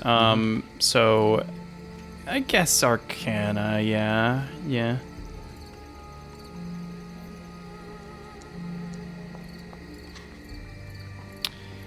26. So you're pretty sure the only thing that unless he has something unique among spirits, is that since he can become ethereal, he can probably see into the ethereal plane and vice versa. But this isn't really that. Right. Okay. All right. Okay. Kror says, remember, no Geigen.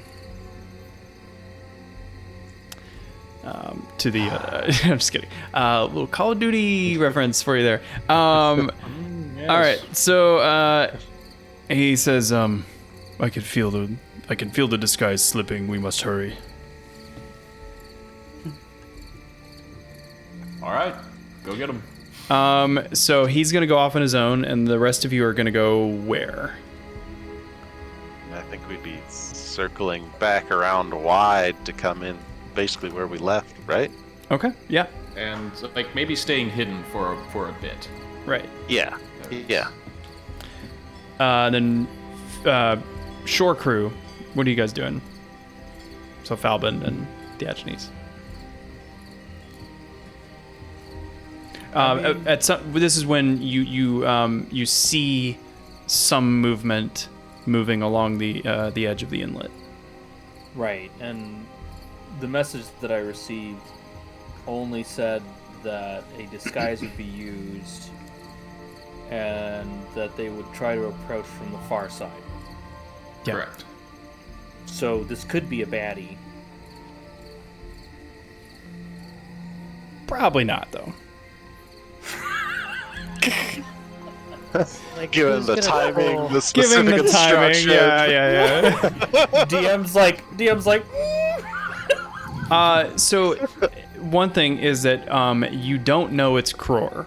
Like you, Yeah. I don't think actually. Is that something Magus relayed? Is that Kror would be the one in disguise, or just that somebody would, one of the Geigans? In order for Falbin's message to come back that he wants the killing blow, I think it was relayed that like that information would have come through Okay. at some point. So Falbin, you know you're looking for Kror, the Geigen who ripped you limb from limb, in disguise, approaching the Ultros. So however you choose for that to inform your decision-making process, but you know what the task is at hand. Right. So what I could do is I could tell Theagenes to go kill him. Well, rip Theagenes. Not R.I.P., just rip. These are the thoughts that are running through Falcon. I love this. I love that. This is a fun dynamic I didn't expect. Yeah, like, so you spot him. Yeah, What do you do? Yeah, I mean, I'm very much having these thoughts in my head. Sure. And you know, it's humorous, generally where but you have it's them. true. It's truth. Yeah, I mean, it's just gonna happen, and Falman's gonna sit back and he's gonna be thinking about all the things that could be. But my part here is to wait. Okay. Because he's eventually gonna come like right past you. So like, what's the plan for like? Well, the instruction was for him to go around the other side of the inlet and approach from the side of the boat that's opposite from the campfire. Oh, okay. So like, I think I was picturing the camp. Distance. I was picturing the camp as being like straight ahead of the Ultros, where the Ultros is beached, and like, but the camp is to one side, is what you're saying. Or like, basically, however the positioning is, that Kror would keep the Ultros between him and the campfire, so that it's. That would it's imply like- that the campfire is to one side of the ship and not directly ahead of it. Right. Okay. Yes. That's fine. That's fine. I just had my Well, placement. from the ship's side, it looks like we took that would be the lower rowboat. So if we just went kind of straight on, you know. Okay. Yeah. So if we took That makes sense. rowboat, you know, straight on, the camp would be like, you know, out over here-ish, or maybe a little bit more, depending on how directly we went straight into shore. Yeah. So, Okay. No problem. No problem. Let's see. Okay. So So Kror is coming up from the south, basically. Falben could have had the Theogenes put the huge pile of wood in between, so it makes a nice little visual barrier, you know. Yeah, for sure. Okay, I'm putting you guys kind of like, sort of in position, a rough position, with the campfire up there, and you Kror coming from down south. Okay, so Falben. Geigen hero. Oh well, that's the stat block, you know. He is a hero. Come on, he's doing a Sacrificing himself. Yeah. He's going to sacrifice He himself. didn't learn John Jacob Jingleheimer Schmidt. I don't know about him. Oh, he probably learned it. He's just biding his time. All right. So Falben, what I'm gonna want from you is because you're basically going to like not notice, like you're acting like you don't notice. Okay. Right. So if you could give me a deception roll at advantage. Yeah, I mean, it is really hard for Falben to not notice the thing. Right. Oh, it's a critical. Yes.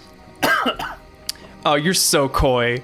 You are This is a good round. This It's is. a good session for Falben. You literally crit on a coy check that you really, really needed. So, wow. It's all been leading up to this. You look coyly at the fire. Oh, I love it. Okay, cool.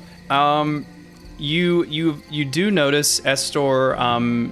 He had been just watching you at the fire for an hour, but you see his head turn towards the south, and he starts to look over that way. And with his attention misdirected, you're able to watch him a little closer, and over a minute or two, you can see he disappears, and it looks like he has switched to the ethereal plane. After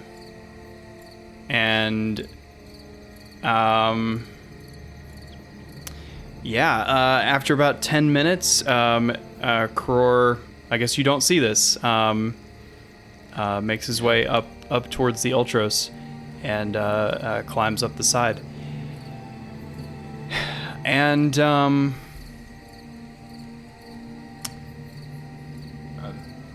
yes. I would want to be positioning like 100 feet away in the forest. Okay.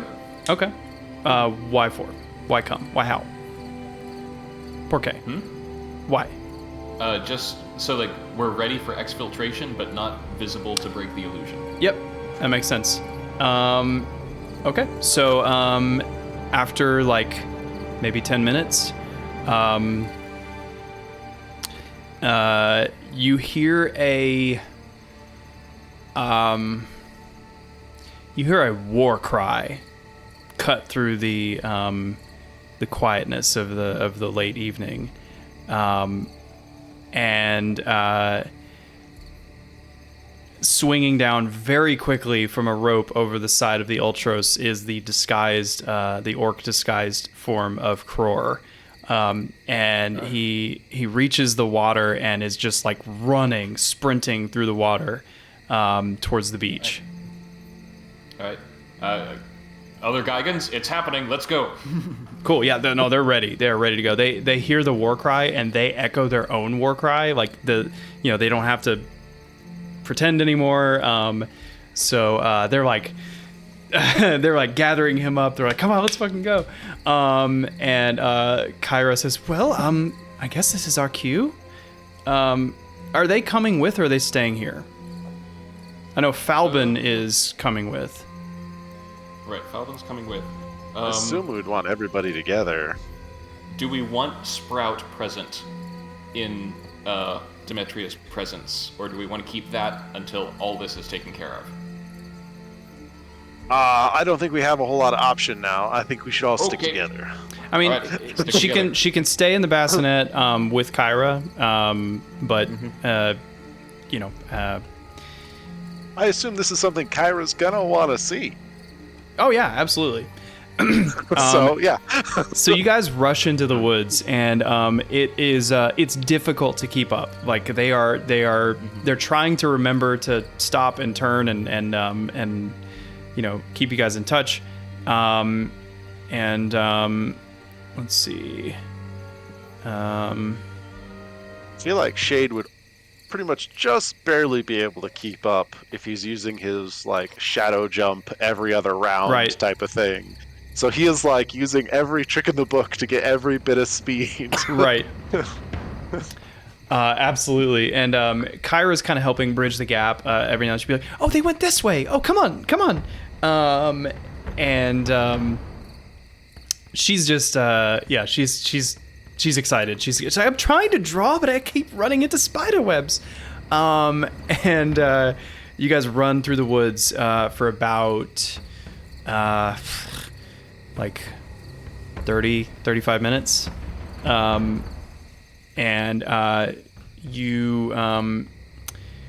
get to a clearing, and you can see an expanse where there is no trees. But it looks like there is a drop-off. It looks like you have approached what is like a big hole in the ground. And I'm going to take you over to a new map. It'd say it was a hole in the earth. And what you see is a small pond. And this pond is, what is it, like how do I do a measure? It's like 100 feet across, roughly. And you can barely see with a little bit of moonlight that it seems like this is a not a natural pond. There are what do you call it? Like terraces dug down into the earth, and it is filled with water. And Demetria, she rushes to the edge, and she says, No, this isn't... Gods, what we need is down at the bottom of this pond. You're gonna make me use it, aren't you? It's not... Does this player talk to DM? No. Okay, so... Use it, aren't you? So it's an option. She says, quick, we need to speak. This pond was formed to help.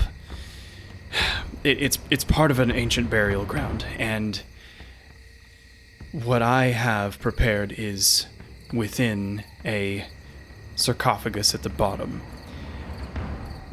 The last time I was here, it was dried up. I assume the locks that hold the water from the river had failed. There is a mechanism at the bottom which can open the locks and help drain the water. But it will open up the catacombs as well.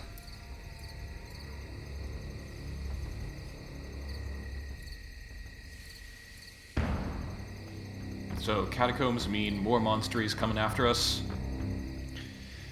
In a manner of speaking, yes. If the lock were to stay closed, would that mean there would be no spirits or things coming after us? Most likely, though the forest may still be angered. Okay. What does it take to to engage the mechanism? It is simply a matter of strength and the ability to hold one's breath. I can get down there with my echo. Do we want to fight? Do we want to fight spirits? I mean, it's basically for me a choice between controlling water to get it out of the way, or I can use a radiance spell, my sickening radiance, which would basically make an area of effect that just nukes anything that comes into it. So which do we think would be better? Falman just says more killing, under his breath. Okay, that's what we're like. Are you okay? So you see Shade's echo just start running forward, like down, as if he's running down a slope to the bottom of it. And once he gets to the mechanism, you see Shade's eyes go smoky. All right. Oof. Shade's at the bottom of the lake. So you swap down to the bottom of the lake, and I will say just so you know kind of what the dimensions are. The lake is about 100 feet across. Each terrace drops down 10 feet from the ground level where you are now. So at the bottom would be a 40-foot distance from where you are now. So you're 40 feet down from the forest floor. Yep. And you can see near this stone door here, there is a large stone, like a column that looks like it can be turned. It will require it looks like it's made for a Gigan to use, so it is going to be very difficult to turn. What is I'm trying to remember. Holding your breath. Oh, you can hold your breath for so long. I think it's like you can hold your breath. I think 5 minutes. Because it's like equal to your Constitution like 1 modifier. minute Oh, it's per 1 Constitution plus your mod. Constitution modifier, I believe. So cool. 6 minutes. So I'll say unless you roll really poorly, you're not going to really struggle. But yeah, go ahead and roll a strength check as you attempt to turn this this lever. That's a dirty 20. There's some bubbles release as you, and the stone, you can sort of hear the stone grinding on stone muffled through the water. You're having a hard time seeing, but you do turn it slightly, and the door directly next to you cracks open just like an inch or so, and you can feel a rush of water start to flood into that room. Make one more strength check, please. Right. Oh. It's a natural 1. I can hold my breath for a long time. I'm willing to eat a nat 1. You can. I'm gonna say that the rush of water towards the gap in the door pulls you away from the lever and kind of like sucks you to the door. And so roll another strength check. It's like you're kind of stuck on the vent at the bottom of a pool. Oh, that's a crit. There it is. What a journey! What a journey! So you bear down against the door and you push away from, and it's like your fur. You almost thank your fur for not causing a like an airtight seal like skin would. Probably because it was so well groomed. Probably, yeah. Of course. I have my groomer to thank. If Theo had not combed out that sap, you would have been stuck to the door and you would have died. But you push forward back towards the lever, and with one more mighty twist, it spins open, and the door flies inward, doubling that rush of water. Make a strength saving throw now, please. Ooh. This is the one I might want a... Yeah, This is the one I'm going to want an inspiration. A roller coaster. Yeah, I'm going to... yeah. Inspiration, that one. A 14. Okay, so I'm gonna say you're dragged about 10 feet into this, what Demetrius said were catacombs, and you can see there are roots like permeating all through the walls of this deep soil mixed with bedrock, and you can see maybe about a dozen little alcoves with what look like sarcophagi in there. You just get a quick glimpse, and then you are able to grab onto the roots and start to pull yourself out. and start to climb back up to the surface. The water level is dropping, so by the time you get to about the second tier here, you are now in. You're able to breathe freely. You probably were down to like maybe a minute or so of oxygen, but you're good. Who knew that breath holding rules would actually come in handy one day?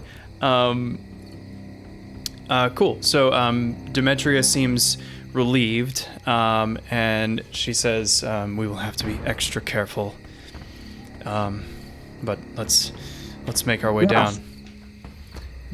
All right. On our way over, I would have impressed upon Falben the importance of following Demetria's instructions to the letter, and then he will be allowed to deliver the final blow. What does Falben think of that? He just silently nods. Okay. Then I'll tell everyone else, like, I can create a bubble. 5 people can be in the bubble safely. And it will damage everything else. Okay. Where? So. Oh no, this is just like. Oh, like sickening radiance. I guess, like, yeah, so like, does Demetria need to be down by the entrance to the place in order to perform the ritual? Like, how many people are? Okay. So she said she's gonna need herself. She'll need The 4 Geigans. Roar and the 4 guy. Yeah. So that's 5. If one of the Geigans can step out and Falben take their place. Demetria says that all Geigans are needed for the ritual, and she says unless one falls in battle, they will be helping me. All right. Then I will say, like, then at the last moment, could you step out and Falben step in? Yeah. In your place. Yeah. Okay. So I guess that's how we're doing it. Okay. How big is this radius? 100 feet. I can- Oh, sorry. Go ahead. Wrong thing. Oh, so yeah, let's have a look. Sickening radiance. Let's see. 30-foot radius, but I can make it 25. Cool. In order to get people closer.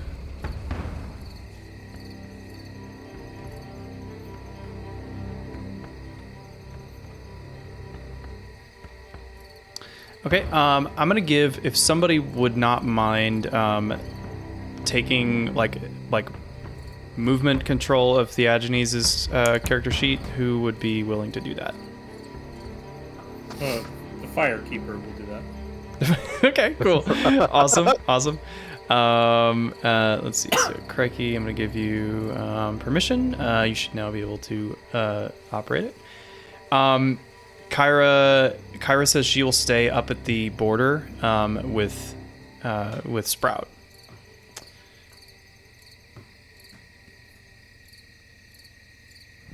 You got a good vantage point up there, Theo. Advantage. You just gonna level the howitzer down later? Yeah. I'm gonna have gravity help me get some extra range out of this bad boy. Cool, beautiful. How long does your force ballista last? That's a very personal question. Okay. If it's more than 4 hours, you should consult a doctor.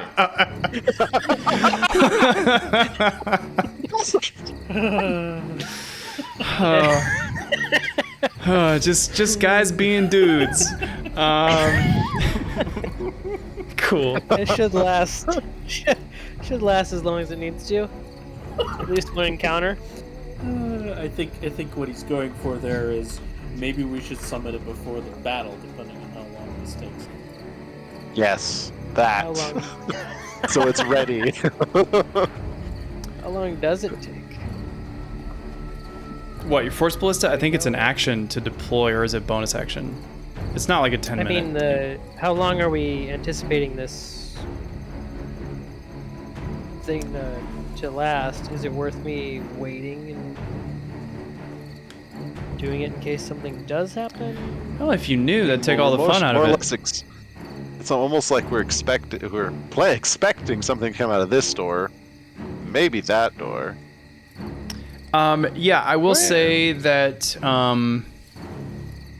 Yeah, no, the door up top is closed. Okay. So we're expecting something to come out of this door. Okay, set it up. How long are we Yes. expecting the ritual to last, or to take? Well, you know, if you knew, that'd take the fun out of it. Oh, fun. Okay, I'm just Yeah, but, going to be posting up here, waiting for things to come through that door. Okay. Cool. Yeah, if he hasn't done the radiancing yet, Shade will be on the door. Right. And can I have my echo, please? Oh yeah. Okay. Yeah. Fine. Where are It's you? almost like it's one of my primary class features. It sure is. Maybe take a step or two back away from people, because this is going to be a 25-foot sphere, like around the people in the center. So, But like, I can make it avoid shade, but if people are on all edges, then someone's going to get hit. well, Shade would be from the standpoint of he'll fight as long as he can before you have to use the sphere. He doesn't want to use the sphere if we don't have to. So Oh, all right. he can echo port out if he needs to. Cool. So As a point of clarification, the cannon lasts until I dismiss it. It is destroyed, or I create a new one. Amazing. oh, Yeah. So why don't you have pop that it. up all the time? Because that's cheating, and we have Summon the hell out standards. of that. I respect that.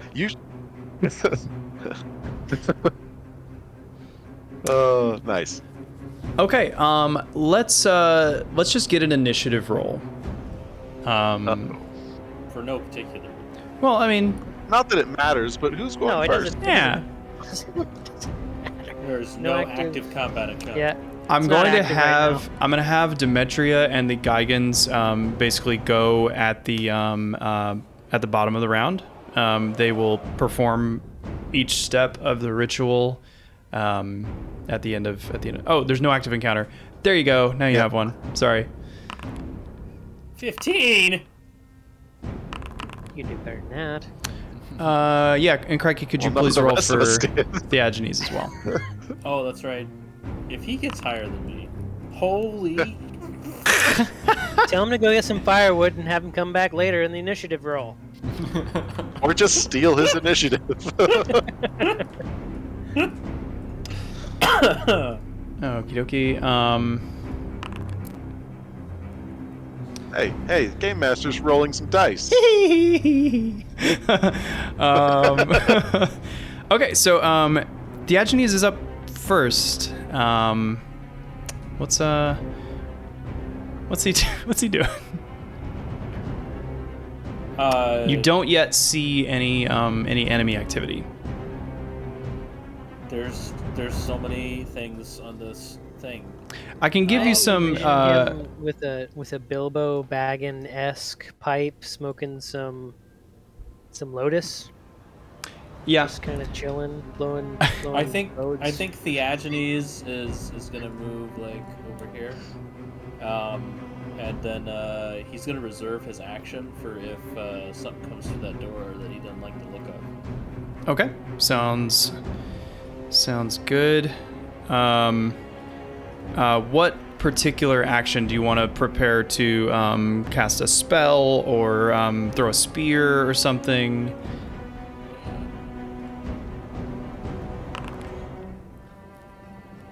Do the mind sliver or something like that.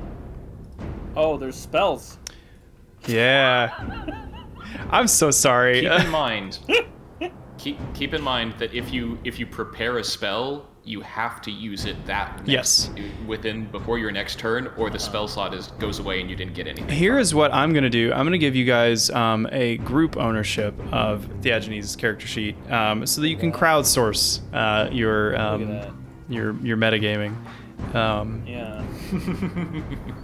No, it's not metagaming. It's helping you achieve the level of competency that somebody comfortable with the character sheet would have. So, He has a spear. Yeah. So yeah. Yeah, take a minute, go over Beaver's it. tools. Ooh. Yeah. There's a few things here. Let's see what that can do.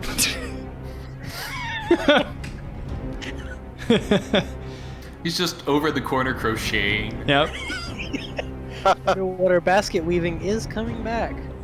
Yeah, I mean, I think my off the cuff right now is he's gonna throw a spear this next turn, and then we'll think more. So he's preparing to attack with spear if he doesn't like what.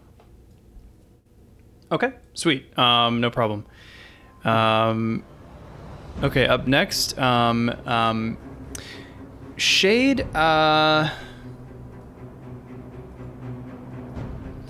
can you please read me, I need to know a specific on how, opportunity attacks, like from Polearm Master work. Not that it matters. Kinda matters. So, Polearm Master. I can take the attack action. I can use my bonus action to use the opposite end of the weapon. I assume that's not what you're looking for. I think you're saying while you're wielding a glaive, halberd, pike, quarterstaff, or spear, other creatures provoke opportunity attack. An opportunity attack from you when they enter the reach you have with that weapon. And I did just confirm in the definition of opportunity attack, you can make an opportunity attack when a hostile creature that you can see moves out of your reach. That being said, you feel I have dark vision. You have dark vision. You still do not see anything, but you feel a ghostly like wind coming out of this this catacomb. Cool. Yeah. And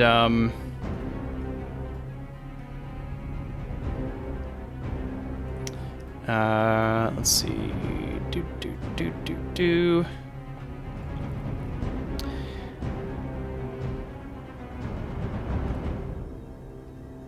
And Shade, you're going to take an attack as something hits you.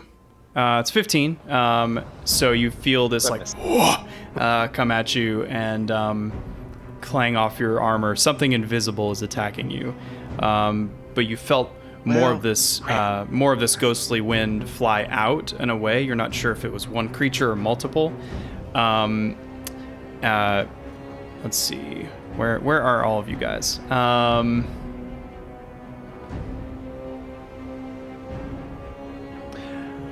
Okay, so Falbin, I need you to please make a charisma check. Or sorry, no, a strength check. Strength check. You can make athletics if you're proficient. I am not proficient, so.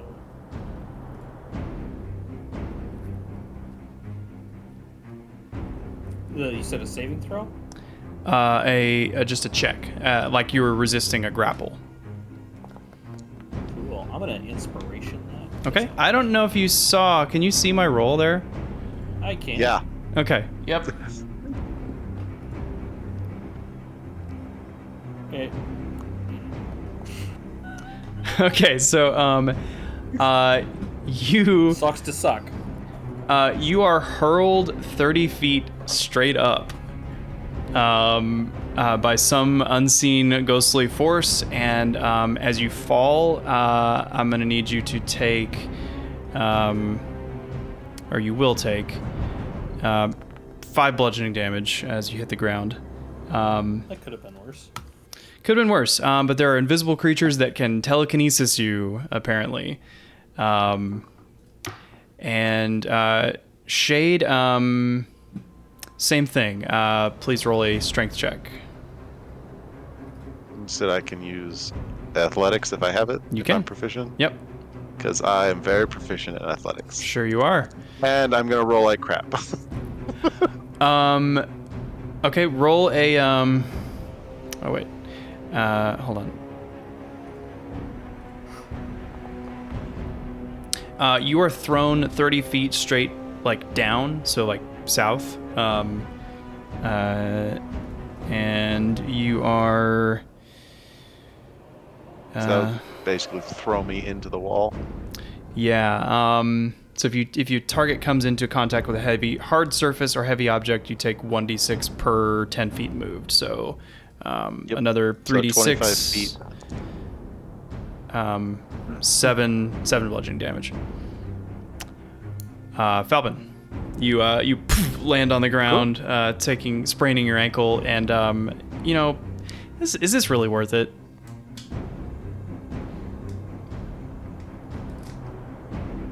Is it though? Should you just go home? This sucks.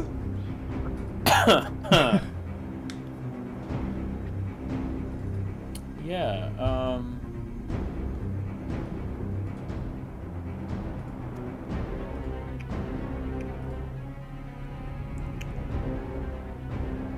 I think what I'm going to do is I'm kind of noticing that the adjutant is still in like a little bit of a stupor. And what I'm going to do is I'm going to basically use him as live dead weight. And I'm going to take my rope and I'm going to tie it around both of our waists in such a way that there's no more than 10 feet of slack between us. Okay, love it. That's my turn. That's your turn. Okay. Shade, you are away from the door, but you can see coming out of the shadows 3 shadows. They are they look like literally just living shadows that fly from the dark, and each one kind of settles behind one of these 3 Gigans. Did Diogenes not like the look of those? Oh yeah, he wouldn't have liked the look of one of those. So make a spear attack with the. What is the range on a spear throw? Let's see. Disadvantage over 20 feet. So it would be a disadvantage to throw.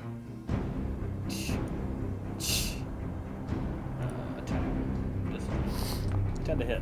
10's gonna miss, but you might be able to inspire it to hit. Even on Black Lotus, the Adjutant is like, I can wait. Okay. All right. Cool.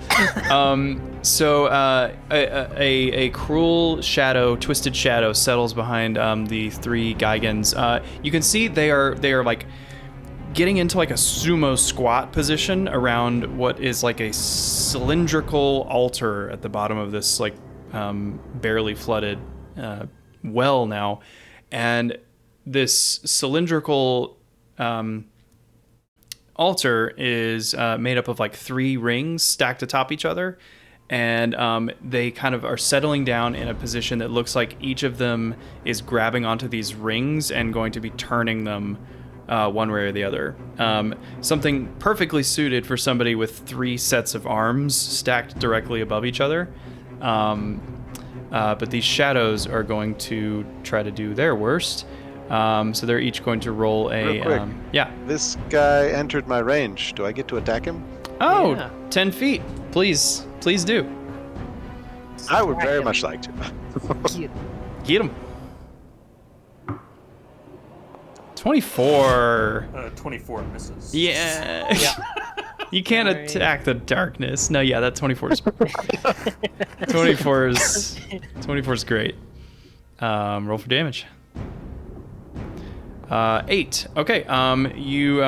The shadow kind of parts, and then like venom, like the kind of web like venom thing, and kind of knits back together. You've done some pretty solid damage to it, but it's still active.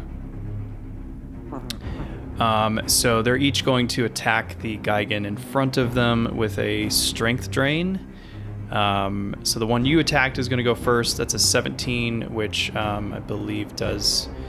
oh, no, actually... Oh, wait, no. The Gigans are using their hands and are not holding their shields. So their AC is going to be actually 14 because they each have 2 shields. So the 17 does hit. They're going to take, this one takes 9 necrotic damage. This one is going to also attack. 13's a miss. And then one more on the third Gigan, a dirty 20. So the bottom Gigan and the right-hand Gigan each take 9 necrotic damage, and their strength is drained by 1 point.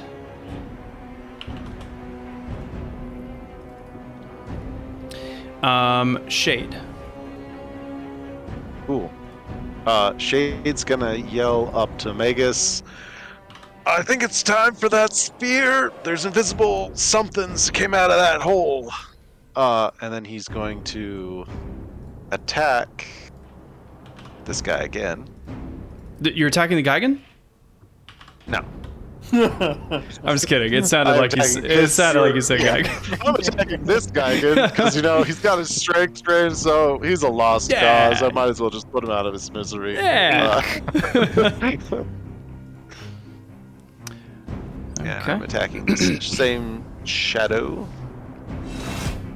12 does hit. You are able to, and the shadow's no more. Cool. They don't have blood. I don't know why there shouldn't be blood, but whatever. Let's see. He says 25 feet. Yeah, I don't really want to. Yeah, I don't think I can really attack anymore and still get out of reach. So my Echo is going to move here. And I'm going to spend 15 feet of movement to swap places. Okay, perfect. My Echo is going to be down there. And then it will disappear at the end of my turn. All right. Theo. So I'm just going to move it off to the side. That's fine. I'm going to raise my bullseye lantern above my head and say Lumos Maxima! Yeah, dude. That's what I've been waiting for. Oh, sick. Now Okay. they need to make a DC 13 saving throw, and if they fail, then they'll be marked, and they won't be able to be invisible, and we can hit them without disadvantage. Okay. I say dexterity saving throw. Okay. So we're gonna go one at a time. That's a 13, right? Oh, that one met it. So this one a 12. So there is a poltergeist right here. Oh, so cool. And then this one rolls a crit. But you now see this just like a red outlined ghostly shape, as if you had cast fairy fire or something. That's so tight. I'm gonna aim for that one.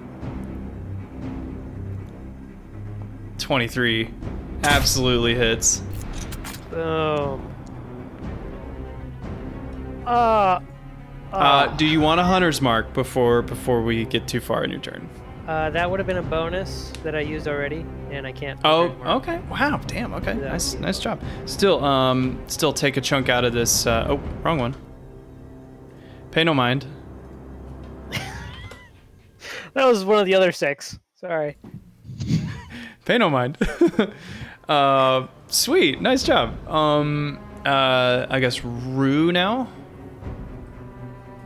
You can reposition him because he's up off the edge of the map. Rufinopolis.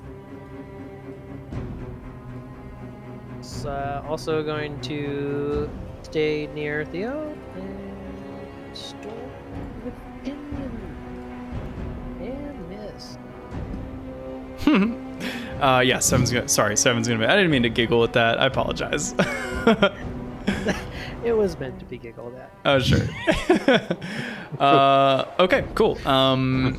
Is he gonna move anywhere or stay there? Gonna stay close. Okay. Let's see. All right, Theo. No, actually, Shade, you hear kind of a twitch of, or like a creak of wood as this large root next to you starts to kind of squirm. And yeah, yeah. Attack of opportunity. Oh wait, hold on. There's no attack roll for. Oh, I'm just gonna roll a d20. It's got a +3 to hit. No, stop it. 17, which misses. Megas. I'll make this guy I kind of visible. muttered to myself, like, I should have had this up earlier. So, yep. Trying to help you save your spells. I'm sorry. Because this also removes invisibility, is the thing. You didn't know invisible stuff would be coming out. No. Oh well. So I put it up there. Just vrump. Okay. And, Sickening Demetria radiance. and the Gigans will not be harmed by it, but everything else will. That's really cool. That's pretty cash money of you. Dim greenish light spreads, and when a creature moves into the spell's area or starts its turn there. Okay, so they don't take damage immediately. Right. But they will on their turn. Sweet. Do you want to go ahead and roll that 4d10 radiant damage? Just so that we know what. Sure. You don't have to, but. Okay. And one moment. Money. It's like that was 999. Or and actually, before, would we be rolling a different damage roll for each creature? I think it would be different for each Okay. creature. We can do it that way. I I mean, if you apologize. want to keep it at Nah, this, I I'm think we happy should. with this. I think we should, actually. just for expediting it. All right, just because you're trying to help me out, I appreciate it. I appreciate it. Okay. Sweet. Okay, so that's gonna be good. That's gonna be good. Radiant damage. Cool. Anything else? I figure we'll do bonkers against these fools. It's interesting. Like, there aren't a lot of like built-in like radiant weaknesses in 5e, though you would think there is. There's like only a handful of creatures that specifically are weak to radiant damage. I tend to give out extra radiant weakness just because I think it's fun, but we'll see. Okay, anything else? Yeah, put it right around there. That's it. Okay. Cool. The Gigans kind of flinch for a second and then realize they're not getting hurt, and they go back to work. Okay. Let's see. This animated root starts his turn, and he's gonna make a Constitution DC 18. 7. He's gone. Nope. He's dead. Magic is awesome. Which one is this? This one is also in the radius, and we'll make a con saving throw. That's another 7. Also dead. Isn't that cool? Isn't that neat? I love magic. It's so fun. Magic is awesome. Magic is awesome. Shade, this one, there's another one near you. It's going to, try to attack at you. God, okay. 1d20, 12. That's a miss. I guess I can make these initiatives I'm dancing. visible in the, so you guys can see them. There we go. Where's this guy? This guy is not in range of anybody, so you don't see him because he's motionless. And then this other one, also not in range of anybody, motionless. Bottom of the round, you guys see the Gigans. They have grasped onto this altar that requires the coordination and raw power of Gigans to actually manipulate, and you get a feeling that this is intentional in order to conceal and protect something potentially really dangerous. And as they are like leaning into to this physical feat that they're performing, you see them all kind of, their arms shift slightly as the stone starts to break free, and they're beginning the unlocking process. You're not sure how long it will take. And I have Kror roll a... no, he's not going to roll anything yet. Top of the round, back to Theagenes. We're probably not going to finish this combat unless you guys are like, let's keep going. I will keep going, but that's up to you guys.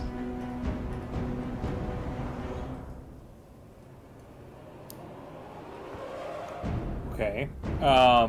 So Theagenes. Kind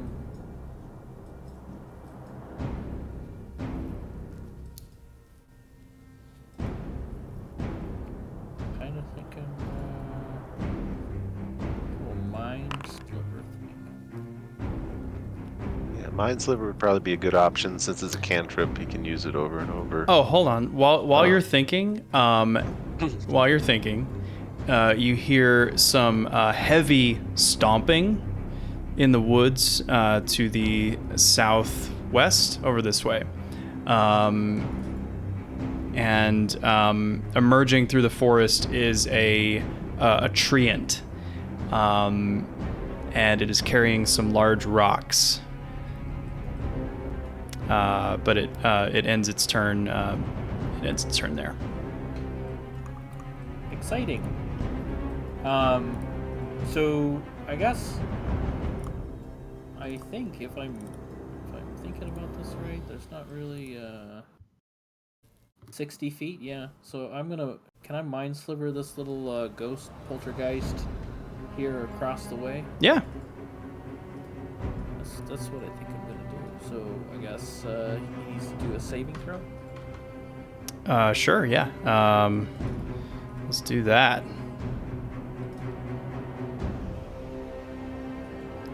Poltergeist. Let's see. Intelligence saving throw.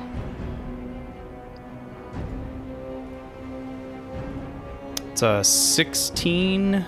That just meets it. DC. Just meets that it. Meets. Bummer. Oh, sorry. I didn't mean to you're click fine. that. Well, I think that's it. Okay. Cool. Real quick, I Yep. would ask for Theagenes. Would he know if these undead would have the same type of deal that the stuff on the ship did, where doing necrotic damage to it would heal it?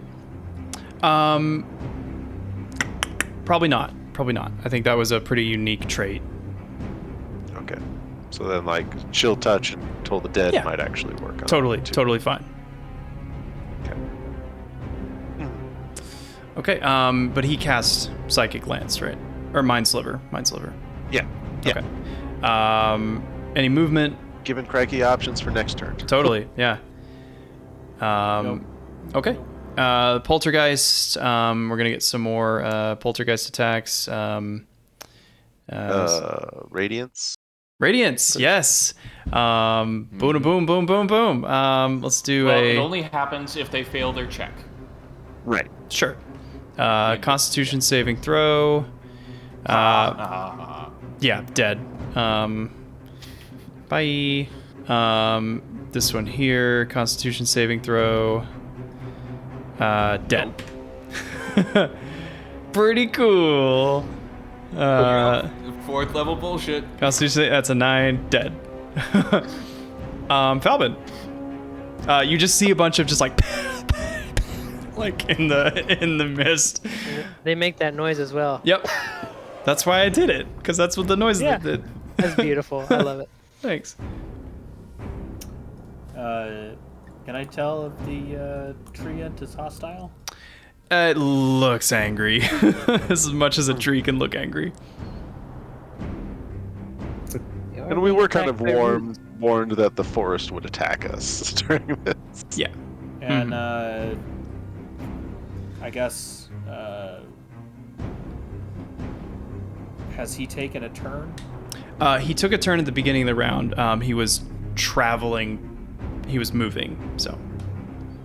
Okay. That sucks.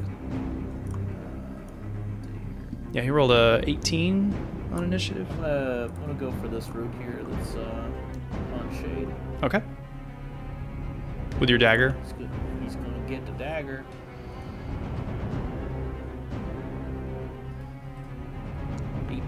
Yeah, easy. With your sneak attack, I don't think there's any way he survives it. Yeah, the 10 is enough to kill it. Oh, well, he would have had 13 more. Woo! So we have to know. Yeah, you prune really well. Nice job. Get pruned. Get pruned. And then I guess... Wow, yeah, it's just far enough. Bonus action. Okay. It's gonna go ahead and get the dagger on the other one. The roots are Minus more 5 what to we hit. call, 10 to hit. 10 is just enough. Alright. And 9 is just not enough. Alright. That's my turn. Okay, sick. Next, you hear a I guess you don't hear anything. Let's see. I'm gonna make a Constitution saving throw here. Is it 18 pass? For me? Yeah, for the Sickening Radiance. Yeah, it's a DC 18. Okay, and is there half damage? No. Okay. So It's a stepping disadvantage of such an awesome spell. So stepping through, I mean, still great. So stepping through this Sickening Radiance is a horrible looking creature. You can hover over the token if you want to see it. Barely humanoid. Oh no! Oh no! And you can tell that the air in sort of a radius around it is just sort of like rippling with death. This thing is like walking. It's just walking death essentially. And I need. Actually, Kror is going to make a Constitution saving throw. Kror. An 11 is a failure. He's going to take 33 necrotic damage as this. It's called a Bodak. I don't know what they'd be called in this Greek setting. They're not in the book, but I just like them. Necrotic damage. He is bound, right? You guys, I assume that's what you guys they did to used him. your manacles and We stuff. discussed this. Okay. So he turns and sees this thing, and you can see like blood start to kind of drip from his nose and ears, and his skin sort of goes a little wrinkly, like he takes some age. Like a raisin. Yep, like a raisin, exactly. And so the Bodak is just here at the opening of the door. The two shadows that are lingering behind the Gigans are going to do their strength drain again. No, Oh first no! they're gonna make Right. Constitution saving Yep. throws. Yes, they are. So sorry. A 20, Oh. 20 from that one, and then hold on, I gotta move him. And then a 6. So this 6. shadow gone. This shadow is gonna do his strength drain. It's a 14, which does meet their AC without shields. It's going to do 6 necrotic damage, and his strength is drained by another 1 point. Okay. The dice are good.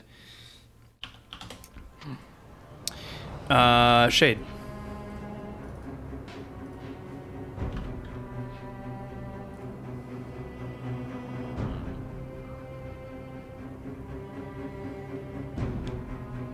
So,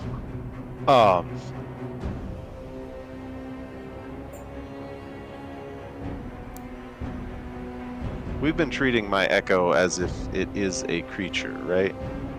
Yeah, I think so.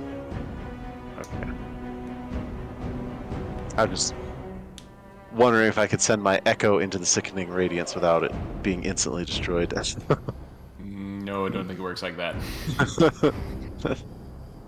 Yeah. I mean, if it makes a con save, it'll last. Yeah, but an 18 con save. I mean, I've got good con, but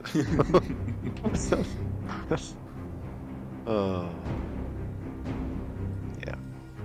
All right. Well,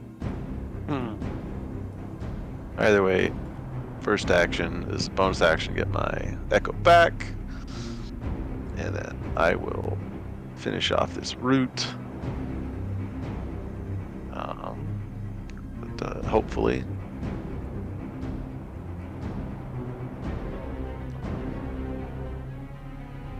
Oh, just got the wrong token selected, that's why. It's like, why does it look different? Woo! Critical Yeah, hit. overkill.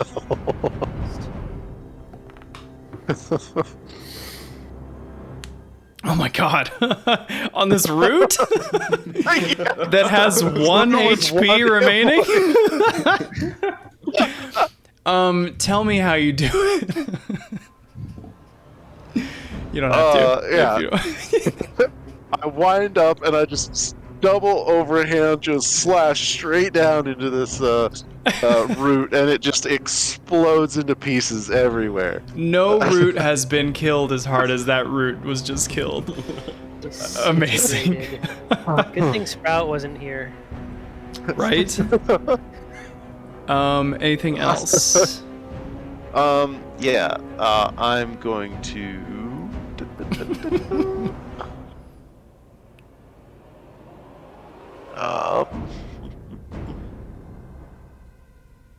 Yeah. Action. All right. I can use my steel hawk hand axe like a normal. Yeah, just a normal a thrown weapon. Yeah. You don't have to use its like bouncing feature. Actually. When has throwing a hand axe into an area of effect area to hit an enemy not ended in complete success? Yeah. 1 out of 1 Get times, imbued. it's been amazing. It'll be imbued on the way in. It'll be great. All right. Bonus. I'm actually going to step here. I think that's where I want to be. Mm-hmm. No, maybe one more. There. Oh, oops. One more. Yeah, that's where I want to be. Okay. I'm gonna do this.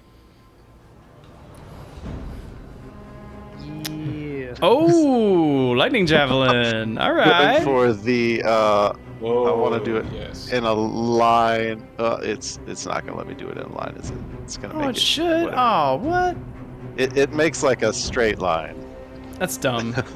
But like, sorry, Yeah. not like that, but like, you know what I meant. Yeah, I want to draw it so it'll hit the Bodak Gosh. and the shadow without hitting the Geigen, Perfect. which is why Yeah. I adjusted specifically. Am I still? Yeah, I'm 25 feet. Cool. All right, so yeah, I'm gonna roll my attack. Amazing. What's your command word? I think this was shock or something like that. Just and just chuck it. Sweet. And you, each creature in the line makes a dexterity saving throw, and you're making the attack roll at the back creature, right? I think so. If I can make it at the front creature, I'd like to. I think I can. Well, let's see. What does it say? Oh, actually, yeah. Says, extend each creature in the line. Da, da, da, da, da. Oh, yeah, it is the first I mean- creature that takes the physical hit. Yeah, sorry. It Yeah. doesn't pass through the creatures. So the Bodak does save on the dexterity. The shadow fails. But the attack roll is definitely enough to hit the Bodak. So you'll still do the physical damage and half of the lightning damage. Go ahead and roll that lightning damage. Okay. The shadow is destroyed, and the Bodak is going to take what, half of that? Yep. And Oh my God! What? These are immune to lightning. Oh, lame. I seriously had no idea. I literally just looked.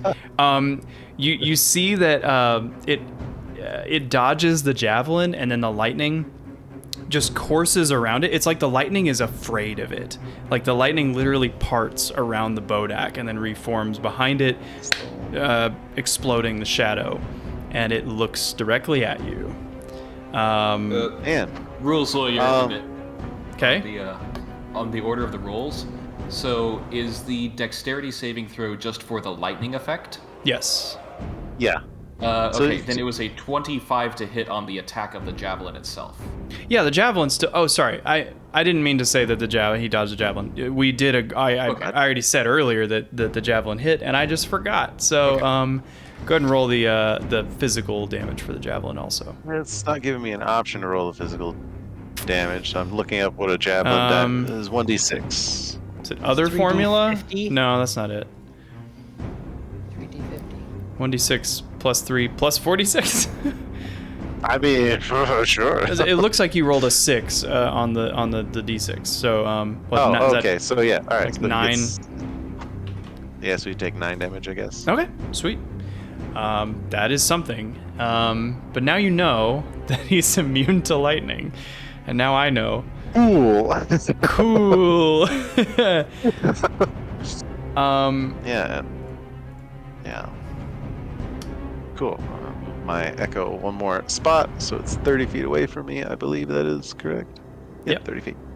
And that will end my turn. Okay. Theo. All right. I will shoot his face. That's a good idea. An 18 absolutely hits for 10 piercing damage. No hunter's mark. No, I'm going to use my bonus action to shoot the ballista that is on Shade's shoulder. You're going to shoot it off of his shoulder? That's rude. No, I know what you mean. It's gonna be sick. And I'm looking for the attack. Player.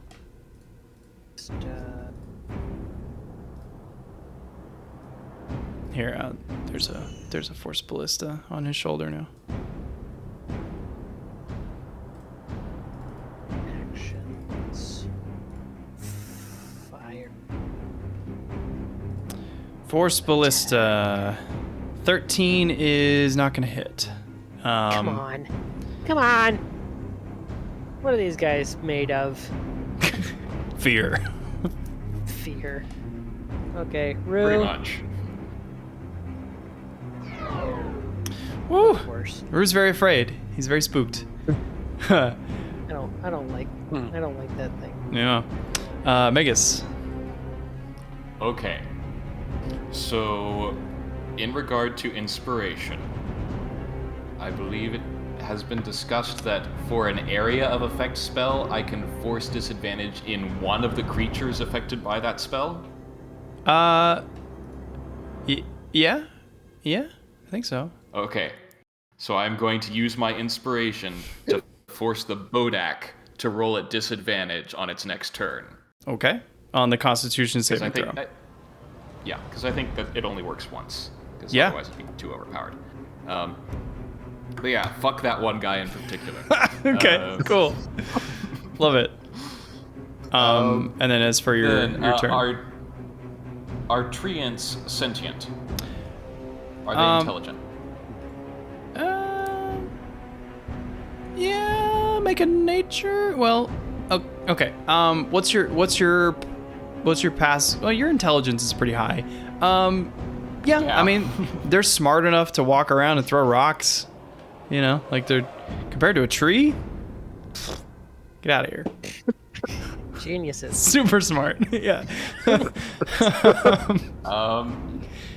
Yeah, in that case, I will call out to the treant, and I will say, this ritual is to imprison the traitor, the bastard Estor. If it is interrupted, he will go free. Please wait. Roll a d20. If you roll an 18 or higher, he speaks common. Activate Boon of Mitros. I can communicate to anyone. Would you have done that if I hadn't said anything? Oh, How he's much playing does Okay. how much does my knowledge of 3X Okay. go? I will give you a free nature check. Okay. I don't want to be totally unfair if that's something Magus would That's actually fair. know. A dirty 20, yeah, you know that they usually speak just one language by, like whoever they interacted with first when they were awakened. Okay. In that case, yeah, Boon of Mitros. Okay. Then I call out to him. Cool. Persuasion check. Okay. And I've already used up my inspiration for the day, so let's hope. All right. Dirty 19. Okay. Let's see. Has Magus injured any of the roots? I think no, right? Not directly. My spell has. Your spell has. But does he know that I cast? I think the spell was cast before he arrived. Okay. He will tell me. He will tell you. Tell me who killed my sapling roots, and I will only strike them. Heck. Say that it is core. That's like the worst option right now. Yeah, but we don't like it. I am going to point to the Bodak, and I will say that abomination. Deception check. Yep. This is way too many rolls for one turn, but we're going with it. 18. He says, okay.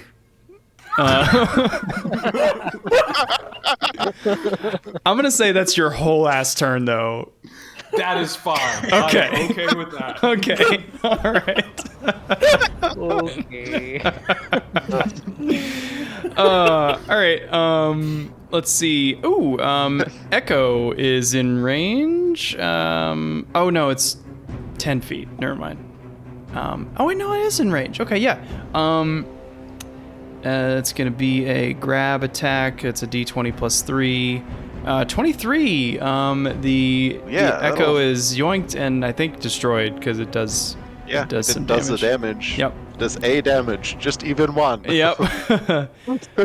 And then this one is not close enough to anybody. You hear some. No, you don't hear anything. But there are two new Constitution saving throws happening. That's a 17 and a 13. Both fails. What was the damage total? 31 radiant, and they no longer benefit from invisibility. Okay. And let me just check for damage resistances or we. Okay, nope, we're good. 31 and 31. I don't like that. I do not like that. I do Barely not like injured. It. Barely injured. Cool. So coming out of the doorway are two. These are. They look like soldiers, like they were buried soldiers, and they are fully armed and armored, looking for vengeance. Yeah. I will say they also take 1 level of exhaustion. Do they? Yep. Okay, so that's why. Radiance. Oh, okay. So they'll that's have what a it does. If you fail, you take Wow. a level of exhaustion. Shit. Okay. So, due to our house rule, they will have a -1 to like attack rolls and saving throws and all that. Okay. So the revenants are going to. This one can't move much further. This one's actually going to go for Cror, and so that's he's gonna do. Why does he only have... I gave him a weapon. He dropped it. Oh, no, they literally just are fists. They literally just come out throwing punches. Okay. All right, cool. But they make 2 attacks, and they also have a thing called Vengeful Glare. Ooh, okay. So They won't be needing that. It'll be fine. So the one that is coming up to Cror, he's going to use his Vengeful Glare, because technically Estor is inside Cror. So he's going to make Cror's going to make a Wisdom saving throw. He needs a 15. That's a 16. Cool. So he is okay. The other Revenant is going to attack Gration with his fists twice. It's a 17 and a 17, both hit. First one is 21 damage, and the second one is 22 damage. Gration takes 43 bludgeoning damage from its. Oh, sorry. That's the versatile. The extra 46 is versatile if it's their vengeance target. So it's just going to take the 2d6 only. So that is 6. 10 for the first attack. Yep. So 10 and then 12. next. Thank you. So we're gonna heal back that. Oh, that would It's a have lot been better than 43. Oh shit. Not minus. Yeah. Oops. There So we go. what is it? So minus 10 and minus 12, so 22 total damage. Okay. That's a lot better. Bottom of the round, the ritual continues. I say the ritual.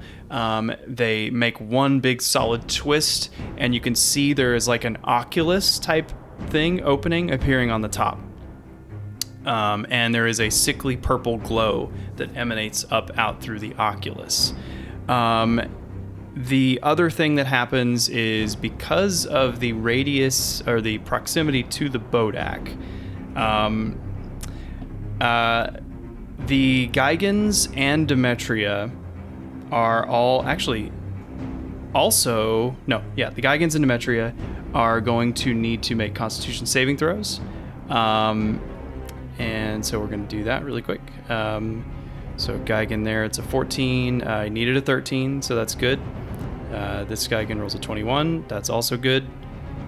This one rolls a 18. Also good. And Cror rolls a 17. Good. All good. Demetria rolls a 19. Also good. Cool. Back up the top of the round. Treant. Would this be a good Might be a good stopping- time to wrap, yeah, because we've probably got a couple rounds left, and we can think about this over Thanksgiving break. Oh no! Oh no! Yeah, we are not playing next week. I will be traveling. I will be in Texas, and yeah, unless one of you guys wants to DM and you can just run it for me. Oh, sure, yeah, just give me all the secrets. I think Theagenes proved himself well this. He sure did. You know what? He could be a He good- really did. Cool. Thanks for calling that out. That was a good natural stopping point. Cool. Do you wish you had done the part water now, or what are you thinking? Yeah. I'm- I think it's good. Yeah, I think it's If- good. if Falvin I- likes it. would have been easier. Yeah, Love felt it. okay. But that would have he needed been. to sate his bloodlust. But think of it this way: Magus wouldn't have been able to also nuke a bunch of restless spirits, and you would have just been like or continually casting that part water. That would have been boring. Yeah, I mean, I think that's the most important lesson to take away from this session is that Falbin is helping Magus be better. Yeah. He's like that old person in the Taekwondo movies where he's like Mr. Miyagi? Did you just fucking disrespect Mr. Miyagi by calling him that old person? No, He really did. Why would you think that I was talking about Mr. Miyagi? That's you think he's an old person? Wow. Oh wait, okay. No, because you literally said doing the wax on, wax off. You stuff, did. So... You did. I was like, what old people person is he don't wax talking their about? Cars? It's all right. It's all right. You can own this shame. Too. I don't know. I don't know what age Noriyuki Pat Morita was when he appeared as Mr. Miyagi in The Karate Kid. Probably not as old as I would expect, but he anyway. Oh my god. Okay. We're going to call this episode Karate Kid. No, we're not. Whew. What God. What title? Are you going to ask me what title? Yeah, what should we call it? Firewood? It's You've been thinking of that this whole time, Kindling. haven't you?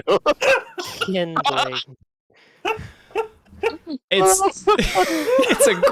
a great inside so joke. Great. It's a great inside joke because it revolves around Ultraya and having cut the tree down and the sacred grove and the actual campfire.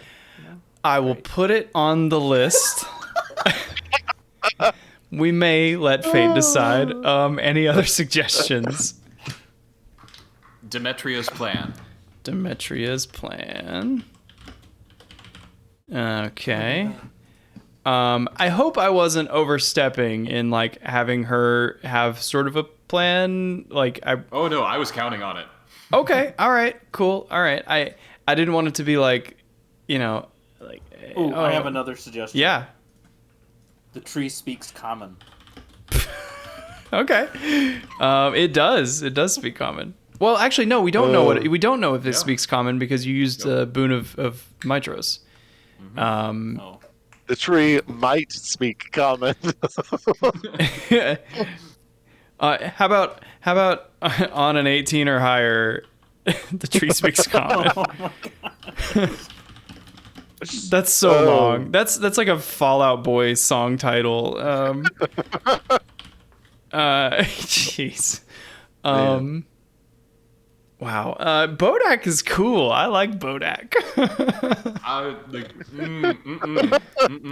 I've encountered one of those once before in D&D, and I know that they are terrible bad news. Because I was like, oh, the CR level is kind of like, it feels kind of low for these guys right now. But like, oh no. Really, what he's doing is like creating a pressure where it's like you guys have moved out of the radius because of the sickening radiance. And so he's kind of like free from physical attacks as long as he's making that con save. And it's like, okay, this is creating pressure. Do we keep this up or do we move in? What do we do? So, anyway, I like it. And Revenants punch really hard. I did not know that they punch so hard. Wow. Do not get punched by a Revenant. Okay. Sweet. Well, that was fun. I like how the plan came together. I was like really, really wondering how the division of duty was going to end up. But I think it made sense. And I like how it put Falbin in like a position of like kind of being alone and having to kind of like, manage this, desire for vengeance. But you still might get to do it. I did have a clarification. Yeah. I was looking at something. Oh no. I missed a small piece of the plan. Oh, okay. Am I gonna have to use a specific weapon? Yes. To kill Thor? Yes. So there is a crystal Yeah, I thought that dagger was the case. or some sort of weapon. Yeah. Is that okay? I was really hoping to use Hope's. The bow? Ooh. I mean, you could do that. But no, it doesn't fit. That's fine. Fine. I was just thinking how poetic it would be. It Or would. How awesome would it be if you used Hope's End with your golden arrow and trapped Estor in the golden arrow? Oh my god! Finally, that thing has a use. Okay. No.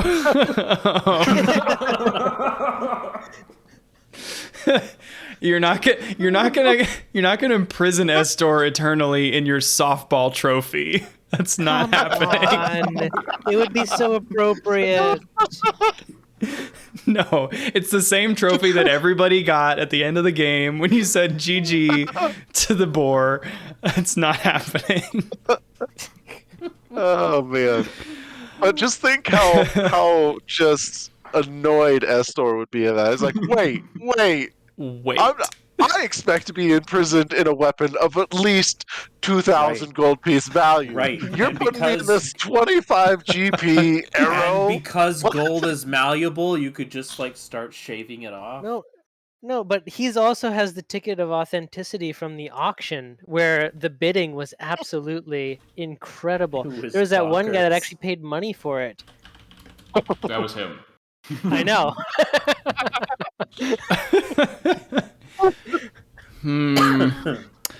Oh my god. Would be cool. But yeah, no, the implications of the ritual are that the weapon is what is able to trap Estor. So yeah. Would All right. be cool. GG, everybody. I'm GG. gonna go to bed. I have a Great quick game. I have a quick Happy title Thanksgiving. suggestion. Prison Make as opposed to Prison Break. You mean prison bake? No. Oh. No. Okay, are you gonna roll a die? I will roll a We're die. gonna- Well, we're okay. gonna go? Hold on. Hold on. The I'm not gonna I'm be gonna- able to I'm gonna- sleep unless you roll that die. okay. I'm gonna be thinking about this all night long. Somebody. Okay. What do you call it? For number one, we have firewood. Number two, we have Demetria's plan. Number three, we have either the tree speaks common, which was the suggestion you gave, or my modification to it, which on a 18 or higher, the tree speaks common, and then prison make. In We got Kindlewood. SpongeBob Bodak. Kindling. Bodak Horseman. I think it would be better. Yeah, it would be Bodak Horseman. Bodak. Okay. Who lives in a crypt under a lake? SpongeBob Bodak. I will get copyright striked if I do that. I know. That was purely How a about facetious. You can't imprison. How about you can't imprison Estor in your softball trophy? Okay. Oh, You can't imprison. Okay, somebody roll a d6 because I think we're at 6. Or do you have Man. another At one? 6. I was gonna say as a more serious one, it would be random orc fisherman. Random orc fisherman. Number 23. That's-